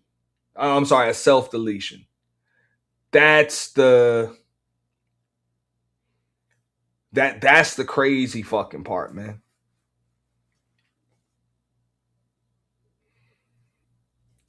Cause look, even when they want to bust down that, even if people want to try to make it seem like, oh well, we don't know if it was a self-deletion. Look, it wasn't.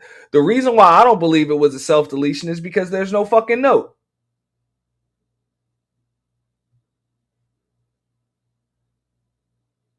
There's no note. There's no note. There's no phone post. There's no nothing.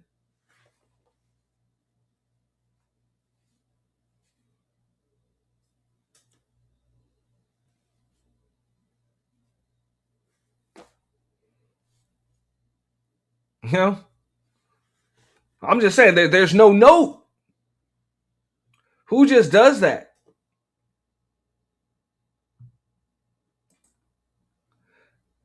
Now, hey, if they would have told me the most likely form of self-deletion these days, she's just gonna swallow a bottle of pills or some shit. Then maybe there's no note. She just went to sleep, never woke up.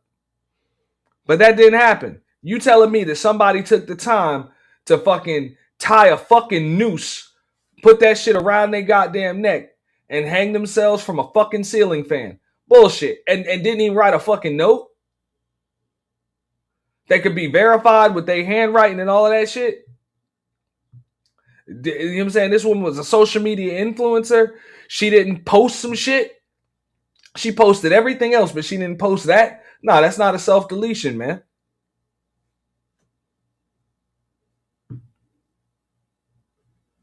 Because look, a self-deletion, and like I say again, I'm not a psychologist, I'm not a doctor, but self-deletion, we all know that's an extremely selfish act.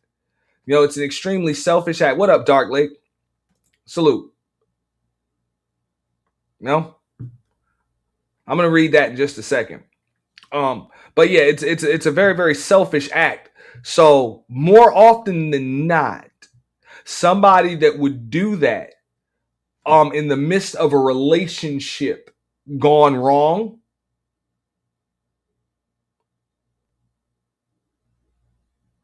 is going to want their ex or former significant other to feel some type of responsibility for that damn deletion. That's why there is going to be a fucking note. There is going to be a final post. There's going to be something, more often than not. But shout out to Dark Lake, you know what I'm saying, with the $5 ball super chat, man. Appreciate that. He said, "What's good, Auntie? Just saying hello, man." Also, so it's only niggas that don't leave self-deletion notes. Doesn't add up. He also recently lost his millions.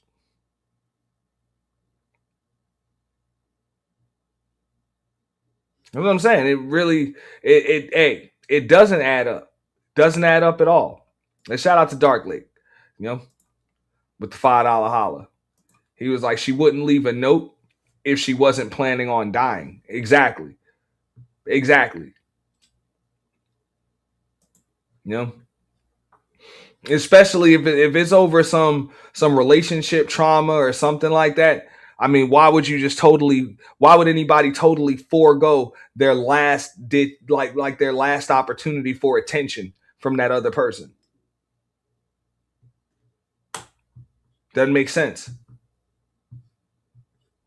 Doesn't make sense at all.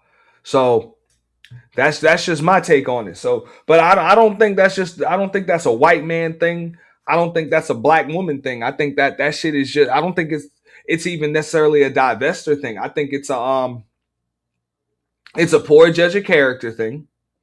Along with the crazy motherfucker thing. That's it. And that comes in all races, all shapes, all sizes.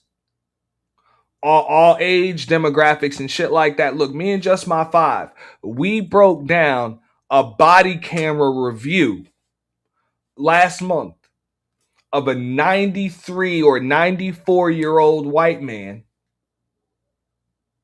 that went to fucking he went to town on his then wife, who I think was probably about maybe 20 years younger than him or some shit like that. So she was in her 70s. That motherfucker just pulled the car over to the side of the road. Got so sick of hearing her fucking voice, he went and bought a knife that morning and cut her fucking throat, man. 93 years old. Yeah.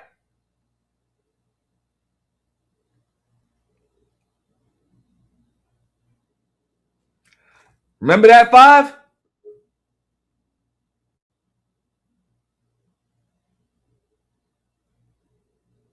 Yeah. 93 fucking years old. That man lost it. Well, he ended up passing on in jail probably about 2-3 months later or some shit. All right, Sherry Berry, what you got? What is a poor judge of character? When poor judge of character is when you end up with somebody, you think somebody is something that they're not, when all of the signs point to shit otherwise. Like, a lot of people are just poor judges of fucking character. And usually people are poor judges of character because they misjudged the most important character. Thing as a poor judge of character. I think I'm going to have to. Now, what a lot of people do is they they miss the first judgment of character, which is their own. People can't judge their own character. So because of that, they're easily duped by other people. So that's what I'm saying. You got a manipulative, crazy, nut job psychopath that will delete you when they don't get what they fucking want or they lose their fucking shit. But you can't see that because you're too busy concerned with the trinkets, the Chanel bags, and the trips that they taking you on and the posts that you're able to put on fucking IG and TikTok. That's way more important than your goddamn life. That's why a lot of people are poor judges of character. That's why people get into marriages and relationships with motherfuckers who are just totally fucking wrong for them, or they get into relationships and marriages and shit when they ain't ready for that shit because they're poor judges of character. People are so focused on what the fuck they want that they don't even think about whether or not this is right for them or they're right for this. They don't even think that far.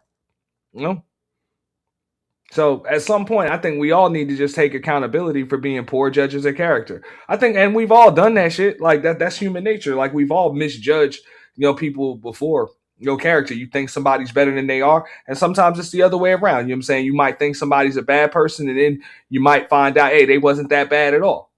It happens. know, they were just misunderstood, whatever the case may be. That shit happens.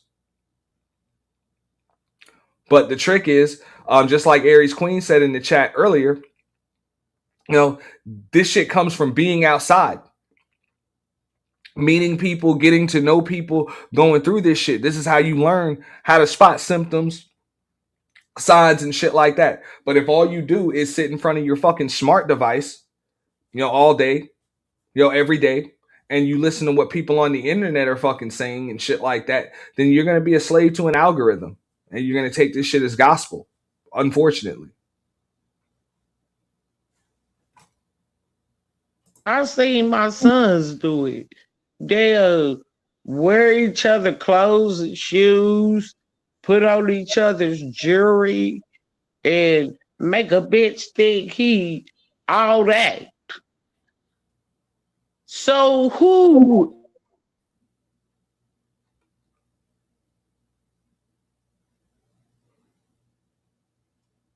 For real. And yeah, Sherry cutting out again. But whatchamacallit, Aries Queen, yeah, slave to the algorithm. These people's algorithm has become reality. Like, it's become reality.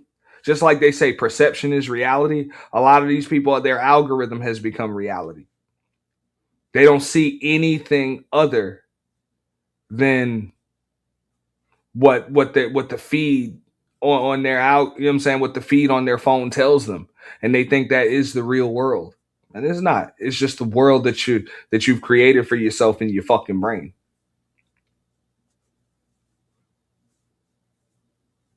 And unfortunately, it leaves people susceptible to narcissists, like real life narcissists, not just the way that a bunch of these people online say it, but real life narcissists. It leaves you susceptible to grifters, scammers, and predators.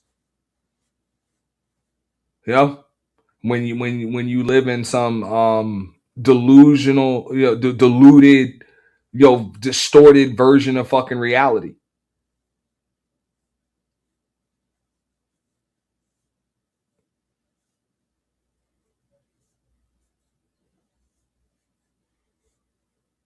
You know, and these people don't want to admit it because they'll lose their shit.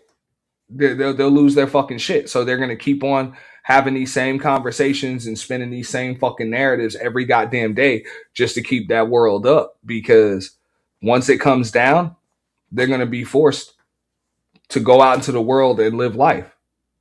You know? So right now, you know what I'm saying, that dopamine rush is that's everything.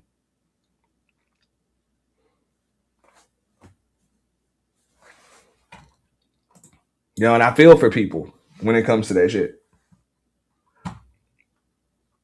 I really do.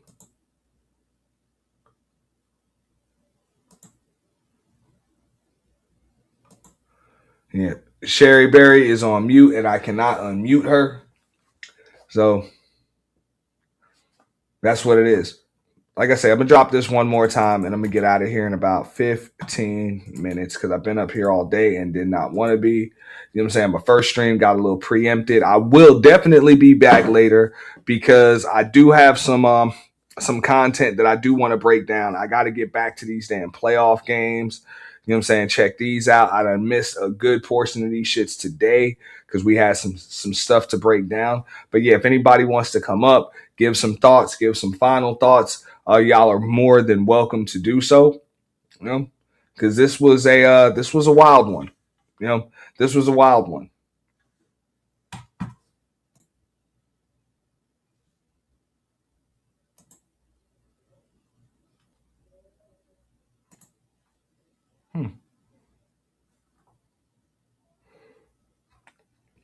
Matter of fact, man.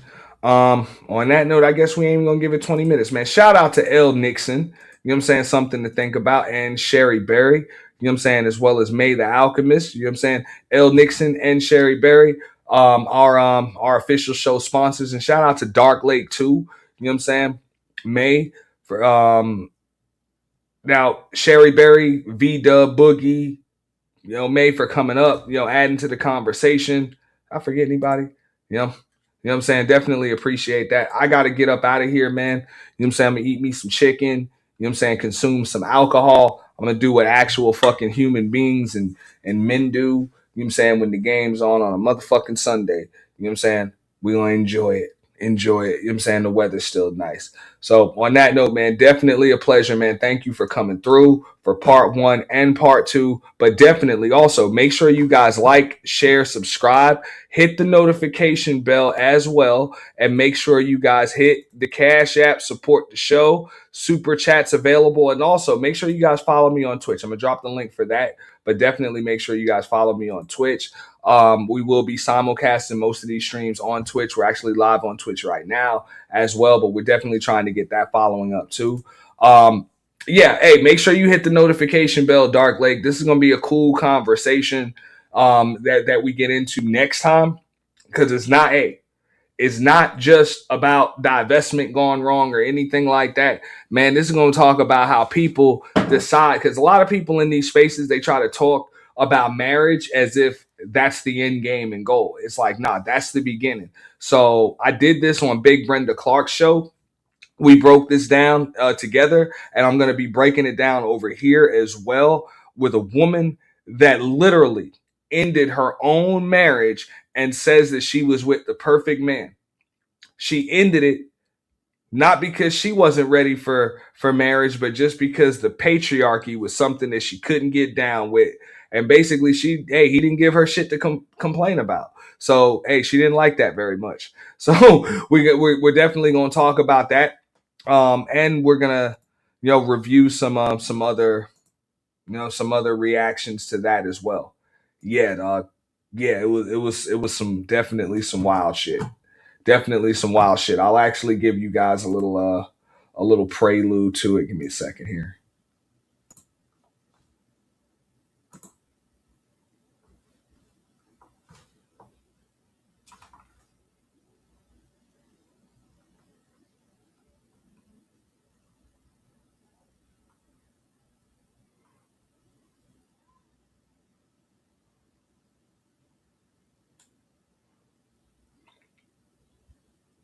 Yeah.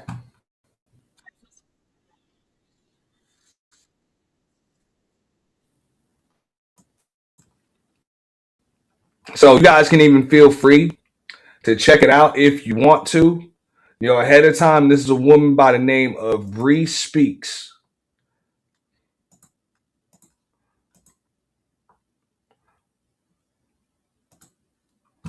And it's long, but we're gonna break down this entire video. Now, I've done it already. You can actually see the review on Big Brenda's channel, but this is just the way it starts. We're gonna listen to the so bad that I have dated this wonderful human. I've loved him. He's loved me back, and we built this dream life together just for me to get everything I've ever wanted and then say, actually, I don't want this.